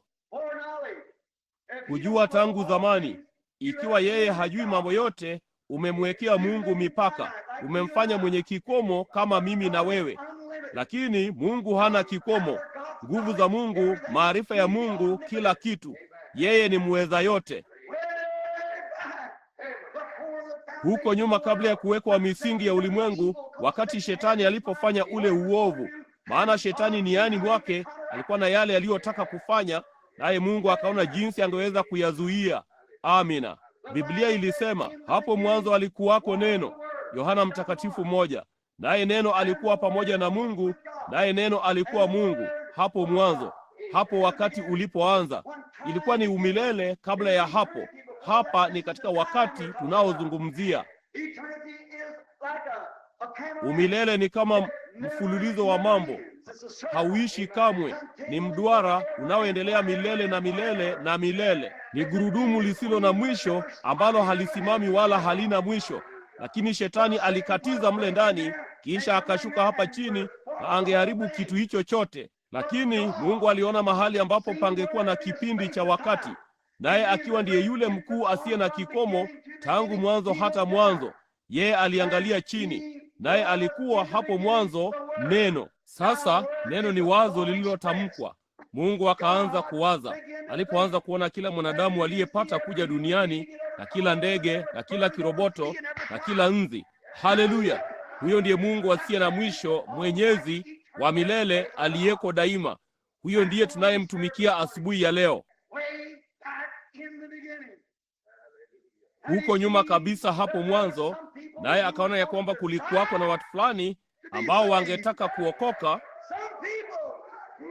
watu ambao watataka kuokolewa, watu ambao watakuwa waaminifu moyoni mwao. Walitaka kuokoka. Basi yeye hana budi kufanya maandalizi kwa ajili ya wokovu wao. Hiyo ni kweli, la sivyo hawataokoka kamwe. Naye anajua kwamba chochote kisicho kikamilifu hakiwezi kuingia mbinguni. Kwa hiyo yeye hana budi kuwatengenezea njia ya ukamilifu. Amina. Mnaliona? Basi kule nyuma yeye alisema, mimi mwenyewe nitashuka ulimwenguni na kuvaa mwili wa mwanadamu, nami nitalipa ile adhabu inayohitajika hapa, nami nitapachukua mahali hapo na nitawafanya wakamilifu, kwa maana nitawaingiza ndani yangu, nami ni mkamilifu. Ndipo Yesu aliposema, basi iweni wakamilifu kama wale walivyo. Mungu ni mkamilifu. Basi huu hapa ule mwili ulioraruliwa, ambao ulipigwa na kupondwa kwa ajili ya dhambi, na kila dhambi ambayo ulimwengu umewahi kuwa nayo au utapata kuwa nayo iliwekwa juu yake. Na yeye ndiye mwili ambao Yehova aliufufua siku ya mwisho pale, siku ya tatu baada ya kifo chake. Na kama tuko ndani ya mwili huo, sisi ni wakamilifu tu kama vile huo mwili ulivyo. Amina. Haya basi, unaingiaje ndani ya mwili huo? Unaingiaje ndani yake? Biblia ilisema katika Warumi 8:1, sasa basi hakuna hukumu ya adhabu kwao walio katika Kristo Yesu, wasioenenda kwa kufuata mwili, bali Roho. Hawajali kile ambacho ulimwengu unasema au kile mtu mwingine yeyote anasema au hata kile ambacho familia yao inasema. Wanatembea katika Roho wa Mungu, katika upendo mkamilifu wa kiungu. Mnaliona? Unaingiaje ndani yake? Kwa kujiunga na kanisa, kwa kupeana mikono, kwa ubatizo wa maji? Hapana, Bwana. Mlango wa 12 wa Wakorintho wa kwanza ulisema, kwa Roho mmoja sisi sote tumebatizwa kuwa mwili mmoja na kuwa viungo vya mwili huo. Ndipo basi si yale nimefanya, kile nilicho mimi, yule niliyekuwa, wala chochote kulihusu. Ni kile ambacho Mungu amenifanyia katika Kristo, nasi tunakamilishwa kwa dhabihu yetu. Yeye hafanyi makosa, asingekuingiza iwapo hukustahili. Anaujua moyo wako, hiyo ni kweli. Anajua kile ulicho, anajua malengo yako, anajua kile ulicho. Kuna mitego kote barabarani. Hakika Ibilisi atakufanya ujikwae, na wewe unasema, sikukusudia kufanya hivyo. Mungu unajua hivyo.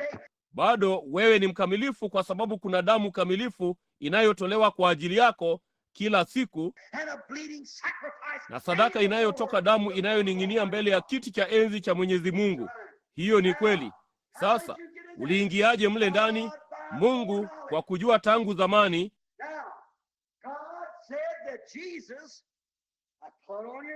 Sasa Mungu alisema ya kwamba Yesu, sasa vaeni kofia zenu, fungua moyo wako. Tazama, Biblia ilisema Yesu alikuwa mwanakondoo aliyechinjwa tangu wapi? Msingi wa dunia alichinjwa. Kwa nini? Mungu Baba alipotazama chini na kuona jinsi Yesu hakuja tu kufa kifo cha shagalabagala. Hakuja kamwe kusema, vema, labda mtu fulani atashikwa na huruma atakapoona jinsi nilivyokufa kila kitu. La, la. Mungu haendeshi shughuli yake namna hiyo. Mungu huendesha shughuli yake kikamilifu. Hiyo ni kweli. Alijua hasa kile ambacho kingetukia. Hivyo ndivyo angeweza kutabiri. Anajua hasa kile yeye hataki mtu yeyote aangamie. Hataki, lakini kama hana kikomo, yeye anajua ambaye ataokoka na ambaye hataokoka. Kwa hiyo unaweza kuwa na uhakika, ikiwa umempokea Mungu na kujazwa na Roho Mtakatifu, umetia nanga mpaka kikomo chako cha milele kwa usahihi. Unaona, yeye anatangulia kujua. Sasa angalieni, Biblia ilisema kwamba Yesu mwanakondoo alichinjwa kabla ya kuwekwa misingi ya ulimwengu. Lo, najua ninatenda kigeni hapa juu, lakini najisikia vizuri sana.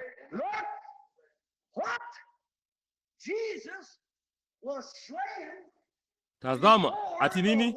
Yesu alichinjwa kabla hata ulimwengu haujapata chembe ya kwanza ya mavumbi. Yesu alikuwa tayari amechinjwa. Kwa nini? Kwa sababu Mungu, hili hapa, lishikeni. Mungu kwa kujua tangu zamani, wakati alipokuwa neno hapo mwanzo, alipata wazo. Sasa ni wazo tu, ndipo alipolinena na kusema itakuwa. Yesu alichinjwa dakika ile ile Mungu aliponena neno.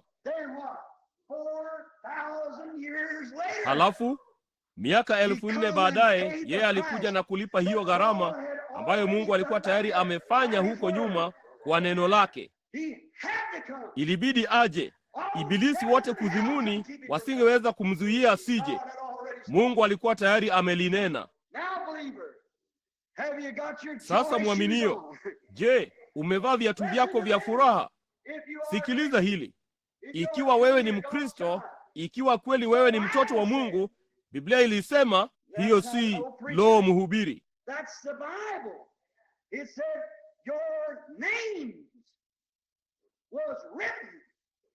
Hiyo ni Biblia. Ilisema majina yenu yaliandikwa katika kitabu cha uzima cha mwanakondoo kabla ya kuwekwa misingi ya ulimwengu.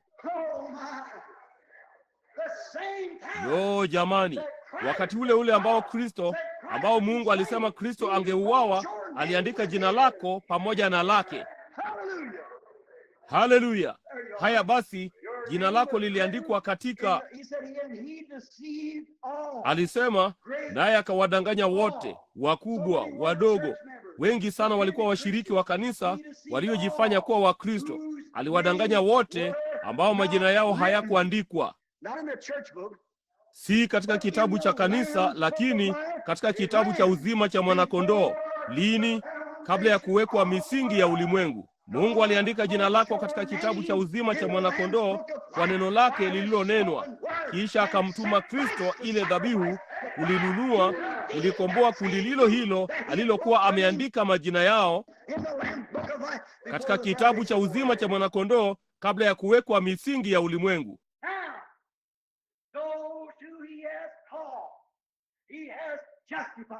Sasa wale aliowaita amewahesabia haki. Aliwaita kabla ya kuwekwa misingi ya ulimwengu. Wale aliowaita amewahesabia haki, na wale aliowahesabia haki amekwisha watukuza. Mungu yule yule ambaye kabla ya kuwekwa misingi ya ulimwengu aliliita jina lako na kuliandika kwenye kitabu cha uzima cha mwanakondoo, katika kile kitabu tangu kuwekwa misingi ya ulimwengu, tayari amekuandalia mahali utukufuni. Na maskani hii iliyo ya dunia hii ikiharibika, tunayo moja tayari inayotungoja huko utukufuni. Haya basi, hiyo ndiyo Injili. Tunahofia nini? Kwa nini tunatembea tukionekana hivi? Vema, na shangaa tu. Inueni vichwa vyenu. Biblia ilisema, inueni magoti manyonge na mikono iinuliwe juu, ambayo wakati mmoja ilining'inia chini. Aliye dhaifu aseme nina nguvu. Amina. Kwa maana Injili imetolewa. Ni habari njema. Tena asubuhi ya leo Roho Mtakatifu kupitia kwa neno anakuletea habari njema kwamba tangu kabla ya kuwekwa misingi ya ulimwengu, Mungu aliandika jina lako katika kitabu cha uzima cha mwanakondoo. Mapepo wote kutoka kuzimu hawawezi kulifutilia kutoka huko. Neno la Mungu limekwisha kulinena.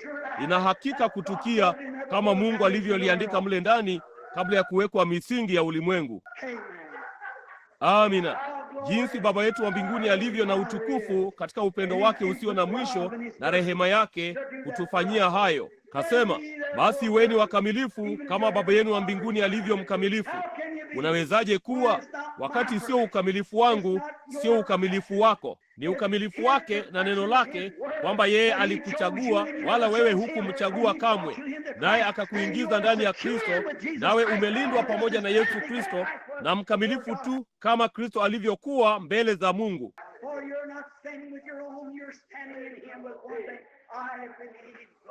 Kwa kuwa husimami peke yako, unasimama ndani yake na jambo moja, ninamwamini Mungu. Amina. Lo, ninampenda. Lo jamani, ng'ambo ya pili ya Edeni. Amina. Utakuwa ni wakati mzuri jinsi gani siku moja utakapoangalia nyuma chini na kusema, kwa nini niliogopa?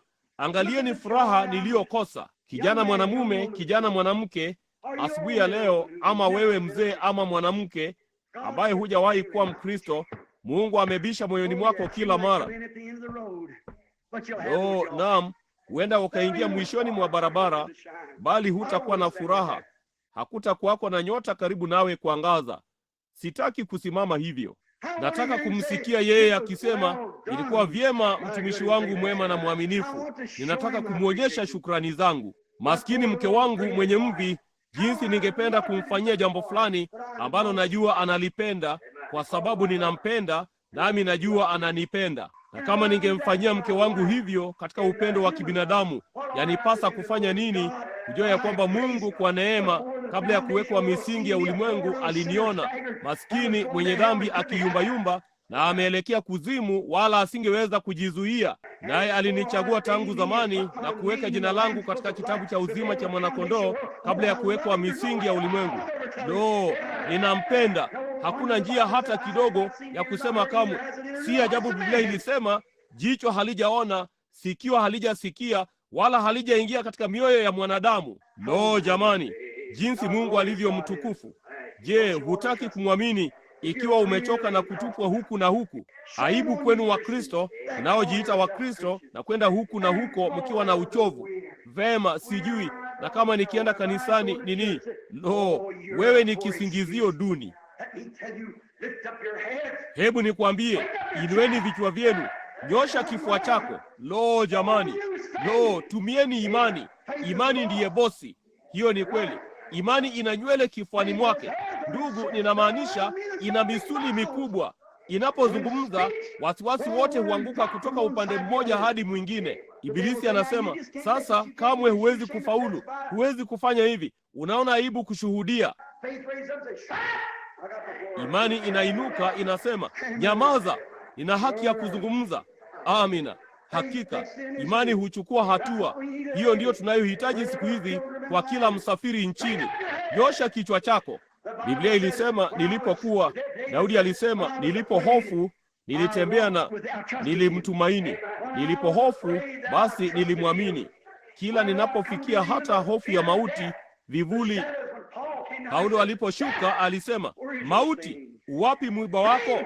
Kaburi, uwapi ushindi wako?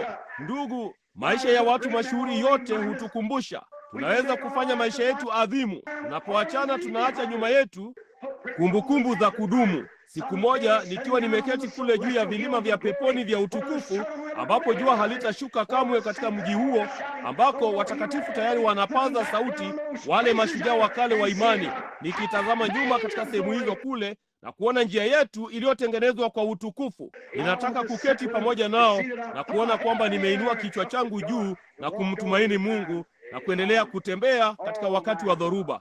Lo jamani, na tuombe. Baba yetu wa mbinguni, tunakushukuru wewe asubuhi ya leo kwa ajili ya Yesu. Tunakushukuru wewe kwa ukamilifu wa Injili, kwa ajili ya kukamilishwa na ukuu wa milele wa neno la Mungu la milele lililonenwa. Na kulingana na neno lake alituita na kutuchagua katika yeye kabla ya kuwekwa misingi ya ulimwengu, na kuandika majina yetu kabla ya kuwekwa misingi ya ulimwengu. Mungu anaposema neno halina budi kutukia, ni lazima tu litukie. Nawe ulinena majina yetu uliponena jina lake. Ulituchagua sisi pamoja naye kabla ulimwengu haujaanza. Kwa hiyo hakuna kitu tunachoweza kusema tunaweza kufanya, Bwana, halipo kwa wanadamu. Hakuna tunachoweza kujivunia au kujigamba juu yake. Kitu pekee tunachosema ni, Mungu, asante kwa neema yako, asante kwa rehema zako Bwana, kwa kuwa tulikuwa wageni, lakini sasa wewe umetukamilisha kwa ile dhabihu kamilifu tunayosimama ndani yake. Mungu, simama ndani yake leo tunaposonga mbele, tukikushukuru wewe Baba kwa ajili ya mambo haya.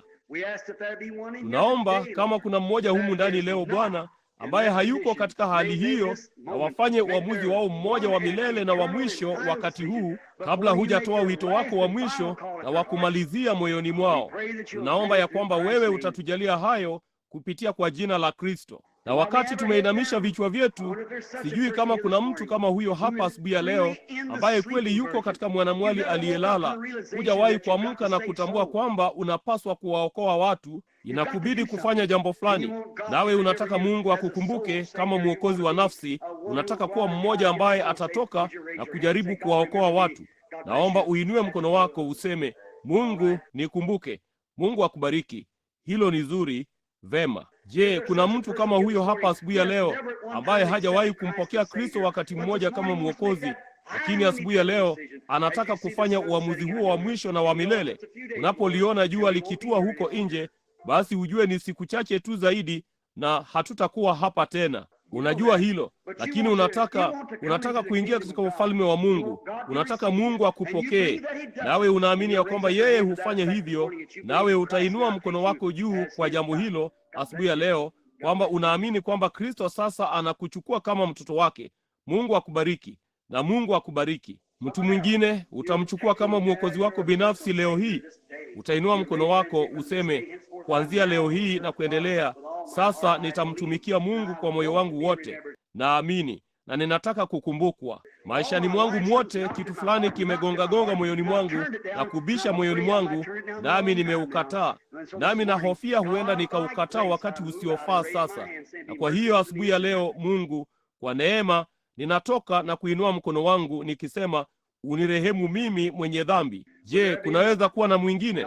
Mungu akubariki, na akubariki msichana mdogo.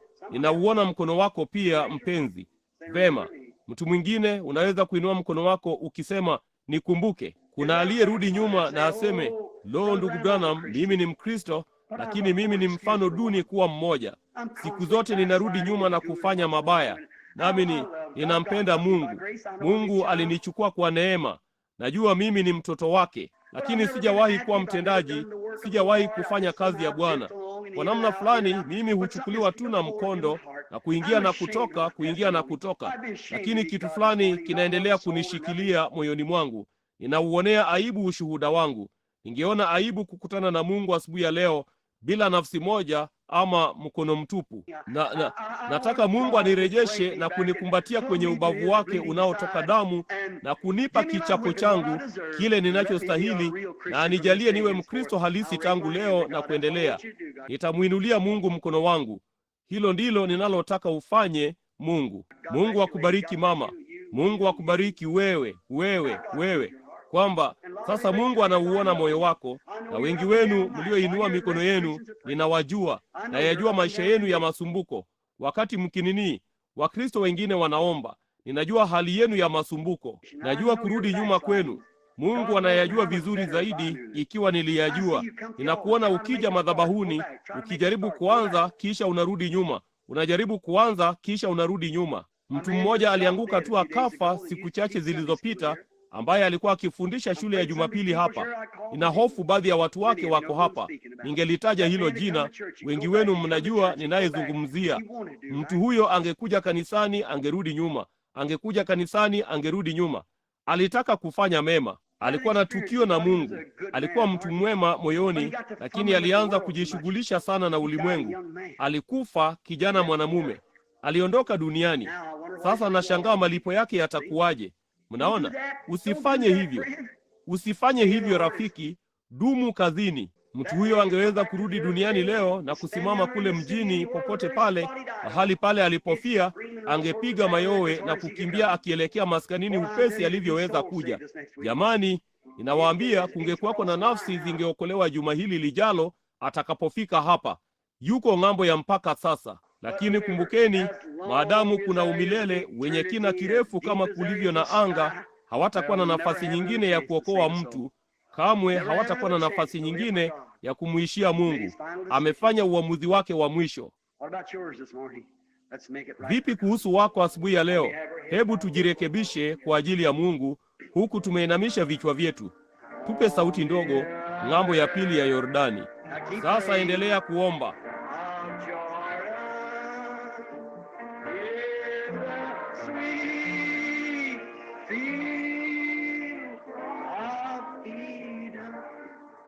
Pole pole sasa sisi sote. Tree of life is blooming. There is rest for you. Jesus breaks every fetter. Jesus breaks every fetter. Jesus. Ni nini kinachokuzuia? Every fetter. When he sets you free, I will ever praise him. I will ever praise him. I will ever praise him. For he sets me free. Sasa sisi sote pamoja pole pole. On the other side of Jordan, just across the river yonder, in the sweet field of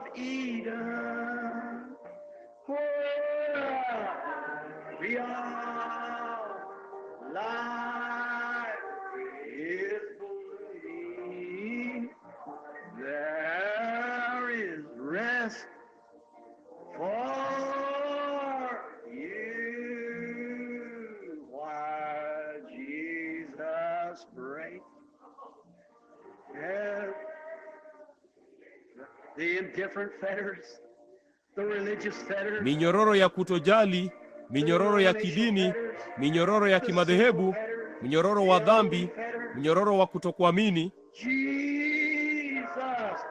His presence is near.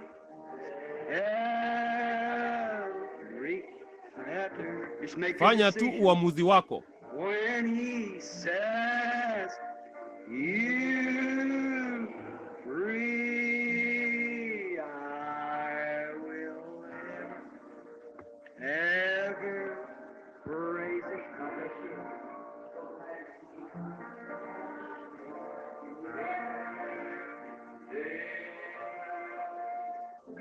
Mungu akubariki mama. Mtu mwingine, acha minyororo ivunjwe kutoka pande zote. Hivi hutaki kuwa huru leo? Unajifanya nini? Mbona wewe ni mnyonge tu nafsini mwako ikiwa huko huru? Roho Mtakatifu, vipande vyote vimeondolewa njiani, Roho wa Mungu akishuka kupitia moyoni mwako. Mungu akubariki dada.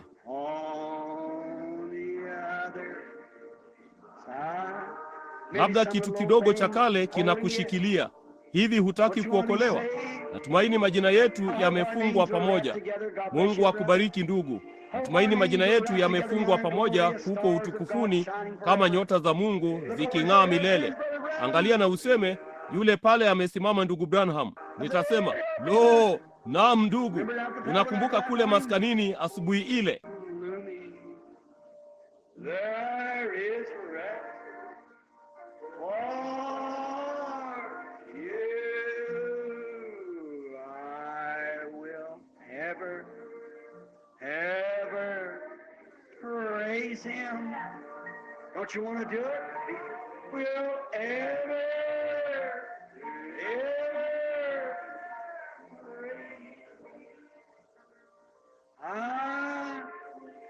Wewe uliyerudi nyuma, hutaki kuja madhabahuni sasa? Kitu hicho kidogo cha kale kinachosimama njiani mwako, Yesu huvunja mnyororo huo. Njoo.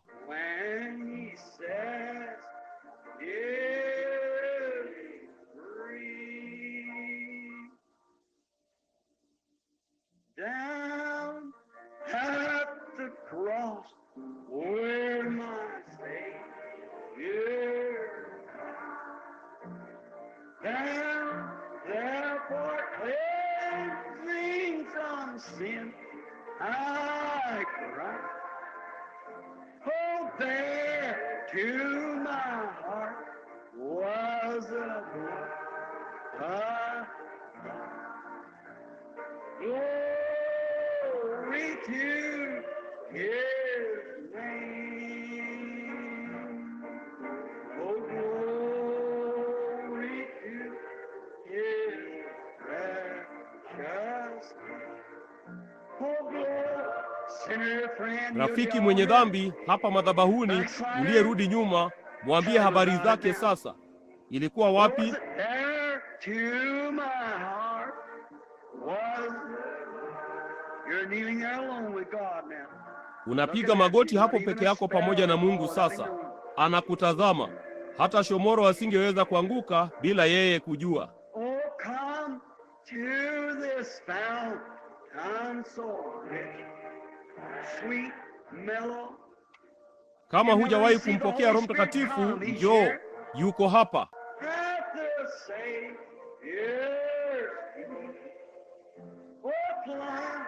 Into faith and be made complete. Oh, glory to His name. While with your heads bowed, did you ever notice? Huku mmeinamisha vichwa vyenu. Je, umewahi kuona watu wanaompokea Kristo? Watch what kind of place they were in, how they got it. Angalia walikuwa mahali pa namna gani, jinsi walivyompokea. Unawaona wakitenda vivyo hivyo. Hakika, ikiwa ni ya uzushi na kusisimkwa na mihemko, mtoto atalelewa hivyo. Hivyo ndivyo itakavyoenenda. Ikiwa ni baridi la kawaida na lisilojali, kwa kawaida ndivyo wao walivyo. Wanapokea roho ya aina hiyo, kwa sababu hiyo ndiyo inafanya kazi hapo wakati huo. Nipeleke msalabani. Nipeleke mahali ambapo pana roho inayotenda kazi, ambayo inautuliza moyo wangu. nijaposema kwa lugha za wanadamu na malaika, nijapotoa mali yangu yote kuwalisha maskini, mwili wangu kuteketezwa kama dhabihu, nina ujuzi wa kujua siri zote, na mambo haya yote yatashindwa. Lakini kile kilicho kamili kitakapokuja, ambacho ni upendo, unadumu milele. Upendo huleta imani. Si uje sasa, huku hisia hii ya kupendeza, nyenyekevu, tamu ya Roho Mtakatifu ikitembea hapa madhabahuni sasa. Piga magoti tu useme, Mungu unirehemu. Nataka unipe sasa moyoni mwangu Roho huyu aliye kanisani. Sasa ninapiga magoti na ninaomba, na kwa imani ninaamini ya kwamba utanijalia. Utaondoka hapa moja ya roho nyenyekevu zaidi, tamu zaidi. Yote yatakwisha basi. I am so wondrously saved from sin. Jesus, sweetly abide within. Oh, there at the cross where He took me. Glory to His name. Wakati tukiuimba huu, nashangaa kama kuna Wakristo wowote wangependa kuweka maisha yao wakfu upya pamoja na hawa hapa madhabahuni ambao wamekuja kwa ajili ya Roho Mtakatifu na wokovu. Je, ungependa kupiga magoti pamoja nasi hapa, kuomba pamoja nasi kwa dakika chache? Chochote unachohitaji, haijalishi ni nini. Ikiwa ni ugonjwa, unahitaji kuponywa. Ikiwa ni shida na unahitaji usaidizi, ikiwa una hofu na wasiwasi, unahitaji amani, njoo sasa, sivyo? Oh, come to this fountain, fountain so rich and sweet. Cast thy poor soul at the sea. Yes. Nina furaha sana kuona wengi wanakuja asubuhi ya leo.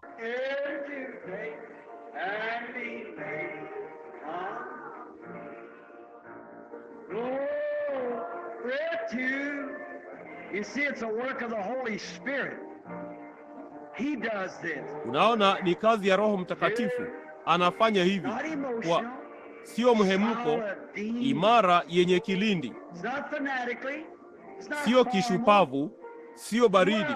Ni upendo unaotuvuta, unaotubidiisha.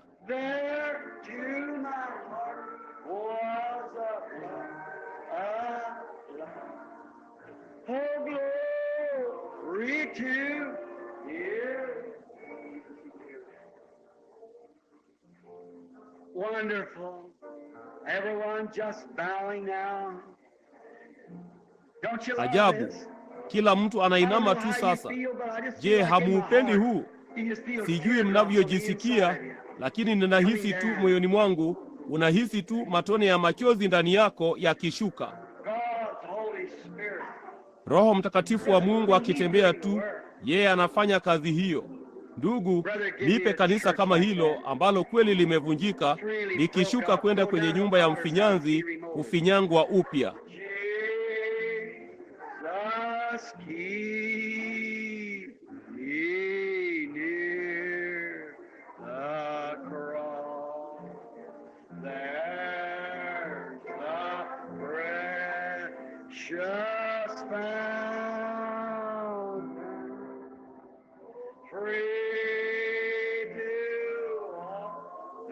Hebu wasikilizaji wasaidie kuimba huo sasa, huku waliotubu wakiwa madhabahuni wakiomba.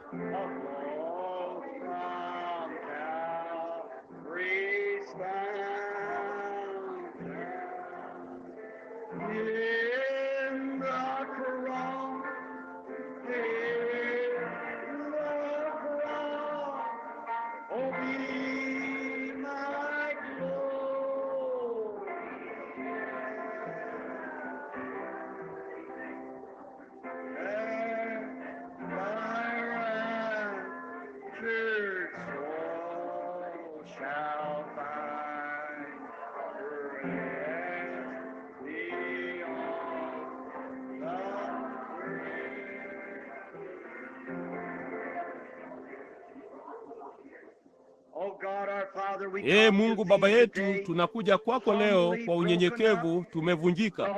Roho Mtakatifu akija katika neno, Wakristo wanashukuru na wanakushukuru wewe sana kwamba wamekukubali, wamezaliwa mara ya pili. Wewe umeagiza haya tangu kuwekwa misingi ya ulimwengu, umeyatangaza.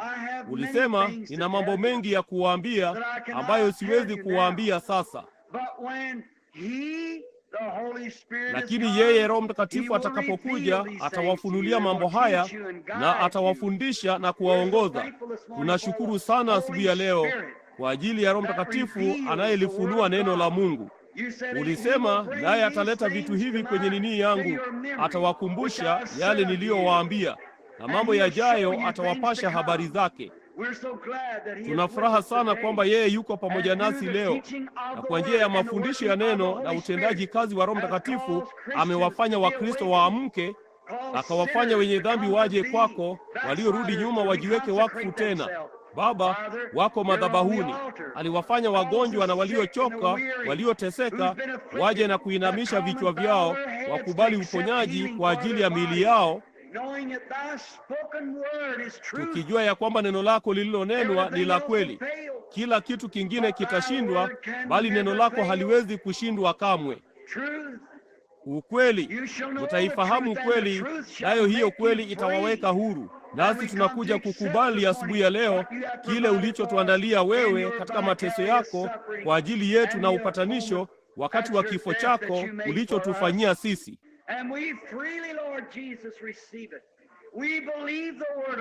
Nasi Bwana Yesu tunapokea bure. Tunaamini neno la Mungu. Tunaamini kwamba wewe uliahidi, yeye ajaye kwangu sitamtupa nje kamwe. Ee Mungu, ni ahadi iliyoje! Haijalishi ni ya nini, wewe umesema, mnapoomba mkisali, aminini kwamba mnayapokea mlioomba, yatakuwa yenu. Sasa Baba, kama kweli tukiliamini limetimizwa, tunaliamini limetendeka, ndipo tunatenda kulingana na maungamo yetu ya kwamba wewe umetufanyia. Si kwamba tunastahili, hatustahili, lakini kwa neema yako isiyostahiliwa tuliyo nayo kupitia kwako, tunaamini ya kwamba hiyo kazi imekamilika. Na wakati hawa waliotubu na wale wanaokuja asubuhi ya leo wakijiweka wakfu, na kwa wale wanaokuja kwa ajili ya faida za mateso, kama Daudi alivyosema, ee nafsi yangu umhimidi Bwana, wala usizisahau fadhili zake zote. Yeye anisameheaye maovu yangu yote, maasi yangu, na anayeponya magonjwa yetu yote.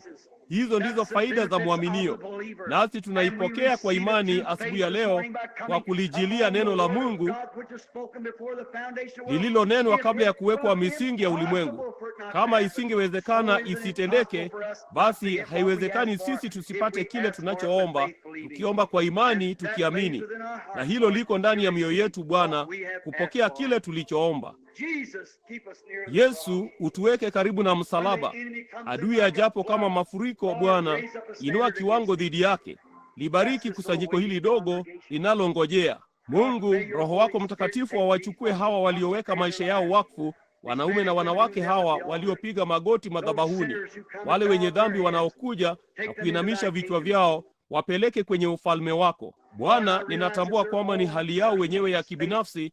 Dakika ile waliokuamini, hiyo ndiyo dakika uliowapokea. Kwa maana ulisema, hakuna mtu angeweza kuja asipovutwa na Baba yangu, na wote wajao nitampa uzima wa milele, nami nitamfufua kwenye siku ya mwisho. Hilo ni neno lako Bwana, tunaamini hilo, na imekamilika, kazi imekwisha, na tunakushukuru wewe kwa ajili yake. Tunakushukuru kwa uponyaji wa kila mwili, kwa kila nafsi iliyochoka, kwa kila jambo ambalo nanii wako, wale ambao walikuwa na mikono dhaifu inayoning'inia chini, wale ambao wamekuwa waoga, wale ambao wameshangaa. Daudi alisema, nilipoogopa nikahofu, ndipo nilikutumaini wewe na kuendelea. Mungu, jalia tuinue vichwa vyetu asubuhi ya leo, sio waoga, bali Wakristo wanaomwamini Yesu Kristo, na tuendelee huku ushuhuda wetu uking'aa. Jalia kupitia uponyaji wa miili yetu, kupitia ushuhuda wa wokovu wetu, jalia tuwavute wengine kwako. Tujalie Baba, wakati yote kwenye madhabahu tunayaweka, jalia kwa ajili ya utukufu wako, tunapokuamini wewe na kukungojea wewe Bwana. Hapa ndipo kuogelea tu katika uzuri wako, kuogelea tu katika ahadi yako, nikimhisi huyo Roho Mtakatifu mtukufu akituvuta kwako. Jinsi tunavyokupenda, jinsi tunavyokusifu, jinsi ninavyokuabudu Bwana. Mimi mwenyewe hapa nyuma ya dawati hili takatifu, huku nimekuinulia wewe mikono yangu, ninakuabudu Mungu wangu. Ninakuabudu. Wewe ni mponyaji wangu, mwokozi wangu, mfalme wangu, mpaji wangu, baba yangu, ndugu yangu. Yote kwa yote kwangu hupatikana kwako. Wewe ndiwe nguvu zangu. Mimi hadharani, wewe, Daudi alisema, nitakusifu katika kusanyiko la watakatifu, nami nitakupa sifa mbele ya hao waliotakaswa asubuhi ya leo. Ninakusifu kwa kuniponya, ninakusifu kwa ajili ya maisha yangu, ninakusifu kwa ajili ya afya yangu, ninakusifu kwa wema ulionionyesha wewe, ninakusifu kwa ajili ya marafiki zangu, ninakusifu kwa kila jambo Bwana.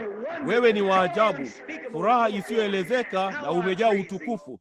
Jinsi ninavyokusifu wewe, jinsi ninavyoweza kukupendekeza wewe kwa waliochoka, jinsi ninavyoweza kutangaza uzuri wako kwa mwenye dhambi kama mwokozi, jinsi ninavyoweza kukupendekeza wewe kwa wagonjwa kama mponyaji, jinsi ninavyoweza kutangaza uzuri wako kwa mzururaji kama mfalme. No, jinsi ninavyokupenda wewe asubuhi ya leo, jinsi ninavyoweza kukutangaza uzuri wako Bwana kwa wale wanaonyanyaswa, kuwa shangwe za furaha kambini. Jinsi tunavyokushukuru wewe. Wewe ni mwamba katika nchi ya uchovu, kimbilio katika wakati wa tufani, Alfa Omega, mwanzo na mwisho, ua la uwandani, ni nyoro ya mabondeni, nyota ya asubuhi. No, jinsi tunavyokupenda wewe, jinsi tunavyokuabudu na kukusifu wewe, wa milele usiye na kifani. Tunakupa wewe sifa. No, tutakusifu na kukupa sifa kupitia nyakati zote. Utupokee Bwana tunapotoa baraka hizi, matunda ya midomo yetu. Ulisema sisi ni watu wa kipekee, ukuhani wa kifalme, tukitoa dhabihu ya kiroho, matunda ya midomo yetu, tukitoa sifa kwa jina lake. Jinsi tunavyomsifu, jinsi tunavyomwabudu milele na milele. Pokea sifa za mioyo yetu, elezea midomo yetu Bwana, kwamba kutoka kwa kina cha moyo safi tunakusifu wewe, tukijua kwamba si kile tungeweza kufanya, sio maisha yetu, ni maisha yake, sio wokovu wetu, ni wokovu wake, sio mbingu yetu, ni mbingu yake. No, sisi si kazi zetu wenyewe, sisi ni kazi zake. Sio neema yetu, ni neema yake. Si utukufu wetu, bali utukufu wake. Si nguvu zetu, bali nguvu zake. No, jinsi tunavyokupenda wewe. Si kanisa letu, bali kanisa lake. Jinsi tunavyokusifu wewe, kwa kuwa hiyo ndiyo mioyo yetu Bwana. Hiyo ndiyo mioyo yetu. Tupokee. Mungu, tumia maskani ndogo ya Branham kumwagwa kwa Roho. Sivyo Bwana? No, sisi ni wahitaji hapa pembeni. Mungu, teremsha mvua za baraka. Mimina mvua ya Mungu ya masika na ya vuli. Mbatize mchungaji wetu upya Bwana. Mtie moto kwa Injili. Tunampenda leo Bwana. Yeye ni mtumishi wako. Naomba ya kwamba utaupaka moyo wake. Paka mafuta mioyo ya wahubiri wengine humu jengoni asubuhi ya leo, na kila mshiriki. Jalia tutoke hapa Bwana, na usimsahau maskini mtumishi wako asiyestahili, mimi Bwana, kwamba utanitia mafuta upya kwa Roho Mtakatifu. Tujalie Bwana, tupe baraka hizi. Tunangoja madhabahuni kwa unyenyekevu, tukijua ya kuwa tunaipokea, tukiogelea katika Roho wako Mtakatifu, na bila kuionea haya Injili ya Yesu Kristo, nguvu za Mungu ziletazo wokovu. Jinsi tunavyokushukuru wewe kwa ajili yake. Siku moja tukufu tunatumaini kukuona wewe Bwana, tukiweka mikono yetu juu ya miguu ya yule anayesimama pamoja nasi leo, ambaye hatuwezi kumwona, lakini tunajua ya kwamba yeye yuko hapa. Jinsi tunavyomsifu.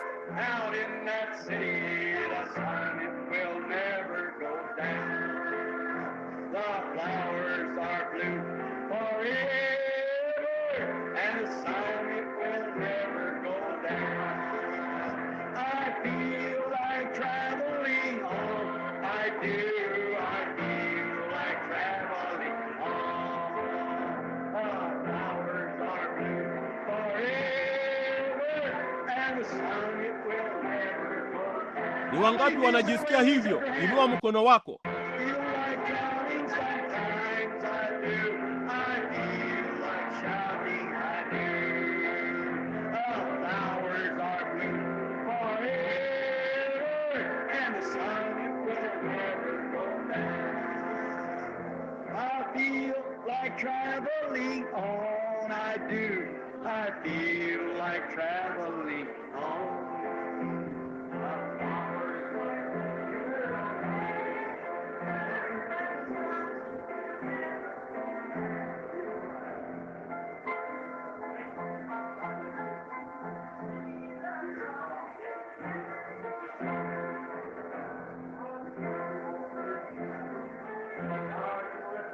Wewe ndiwe uliye kichwani mwa mashua Bwana, unajua yote kuihusu. Tunaomba baraka hii katika jina la Kristo, amina. Mpendwa Baba wa mbinguni, tunaposhuka madhabahuni tukiweka mikono juu ya wale ambao labda wanangojea baraka zaidi, naomba Roho Mtakatifu ambaye hakugusa tu katika njia ifaayo, lakini tunaomba Baba wa mbinguni kwamba utatujalia baraka. Nena Baba wa mbinguni, umrehemu dada yetu. Mpendwa Baba wa mbinguni, mwanamke huyu mpendwa hapa anapopanda hapa kwa imani, siku nyingi amekuwa hapa,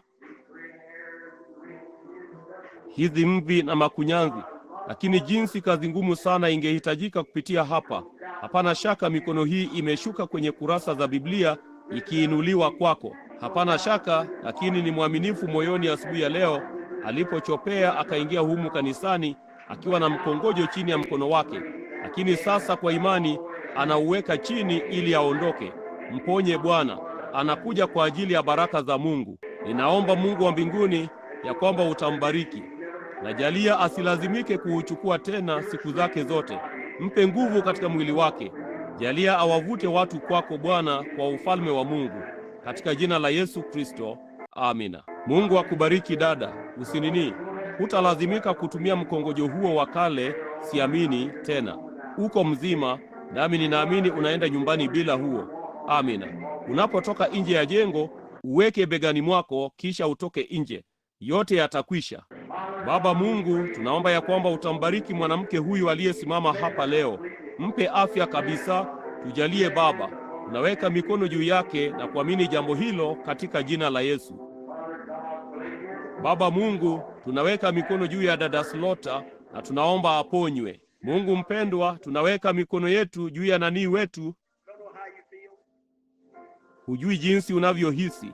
Nitaimba ubeti huo, ninyi muimbe pambio pamoja nami. The first one to die for this Holy Ghost plan was John the Baptist.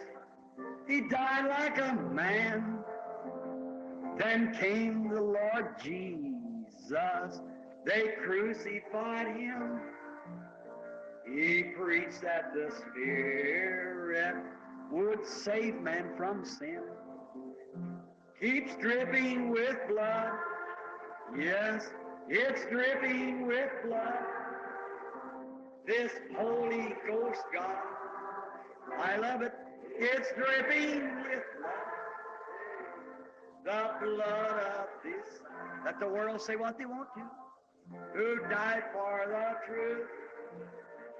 This Holy Ghost gospel keeps dripping with blood.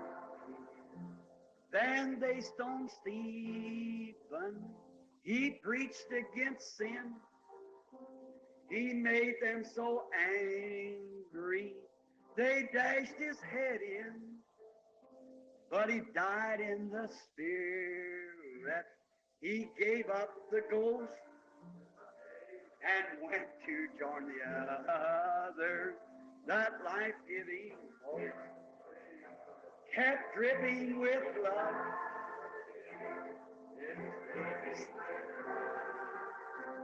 This Holy Ghost, it's dripping with blood. The blood of love, who died for truth. This Holy Ghost gospel is dripping with blood.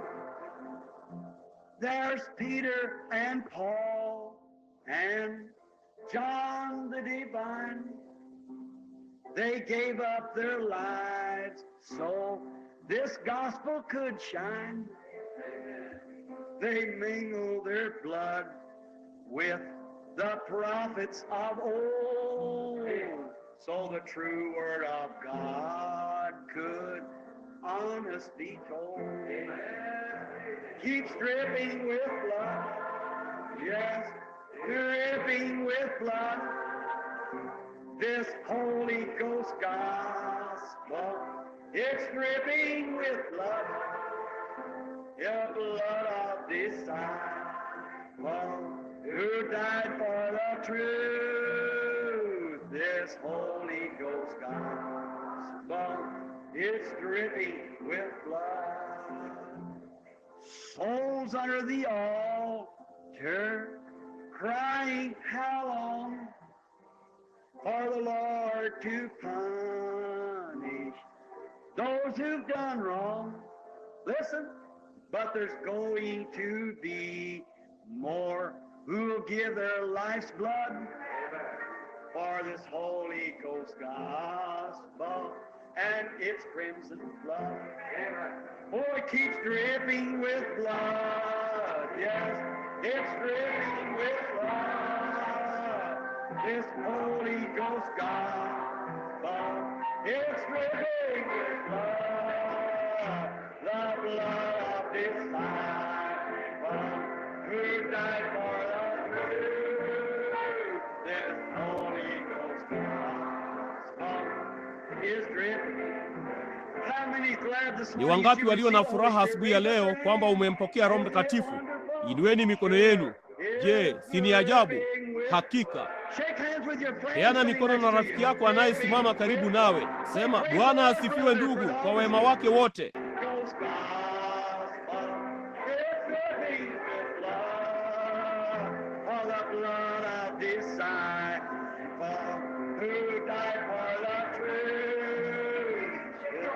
Mungu akubariki ndugu. Mungu akubariki.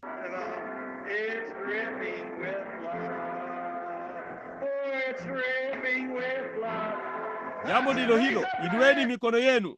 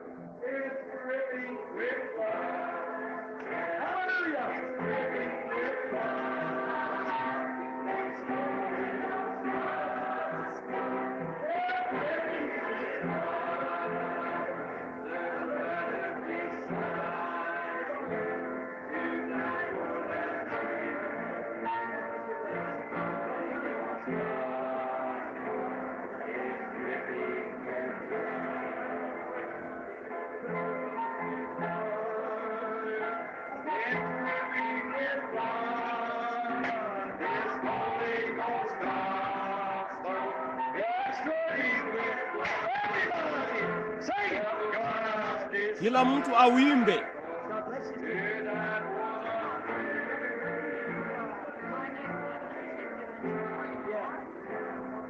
Mungu akubariki dada. Naam.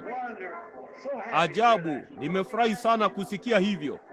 Mungu akubariki. Mama mmoja aliyeombewa hivi punde amekuwa akitembea sasa kwa miaka 3 akimtukuza Mungu. Sasa hebu tuimbe wimbo huu mzuri wa kale. Wangapi wanaupenda huu? Imani katika Baba, imani katika Mwana, imani katika Roho Mtakatifu, watatu katika mmoja. Pema dada, tupe huo.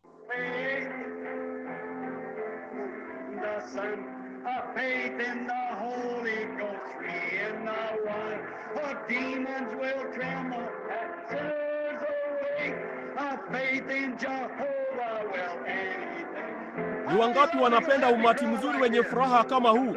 Mbona Mungu akubariki dada. Hebu tuimbe sote sasa, kila mtu kwa sauti yao yote.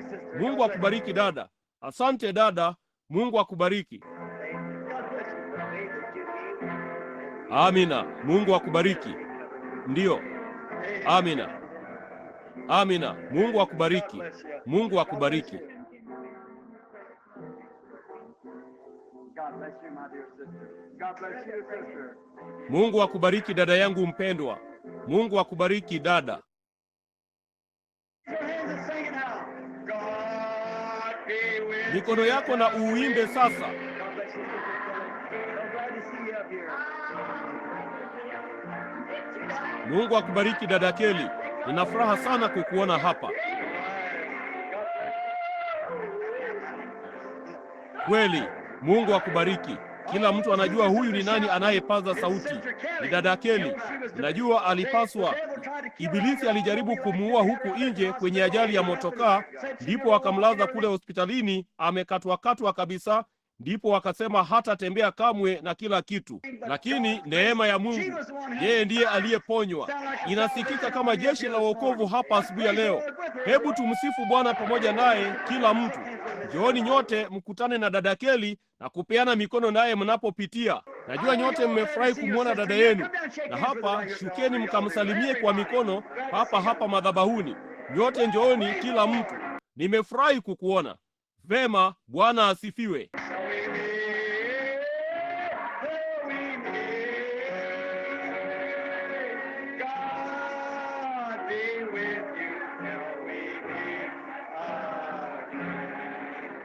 Ndugu Neville,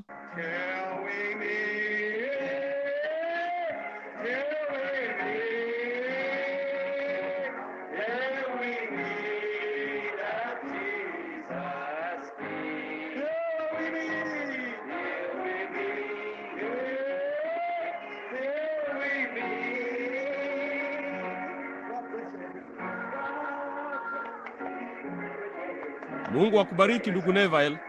Amina. Mungu akubariki. Hebu tusimame na tuinamishe vichwa vyetu kwa dakika moja, sivyo? Wakati ndugu akituruhusu kuondoka, inamisheni vichwa vyenu kwa dakika moja katika maombi. Ndugu Neville, tafadhali.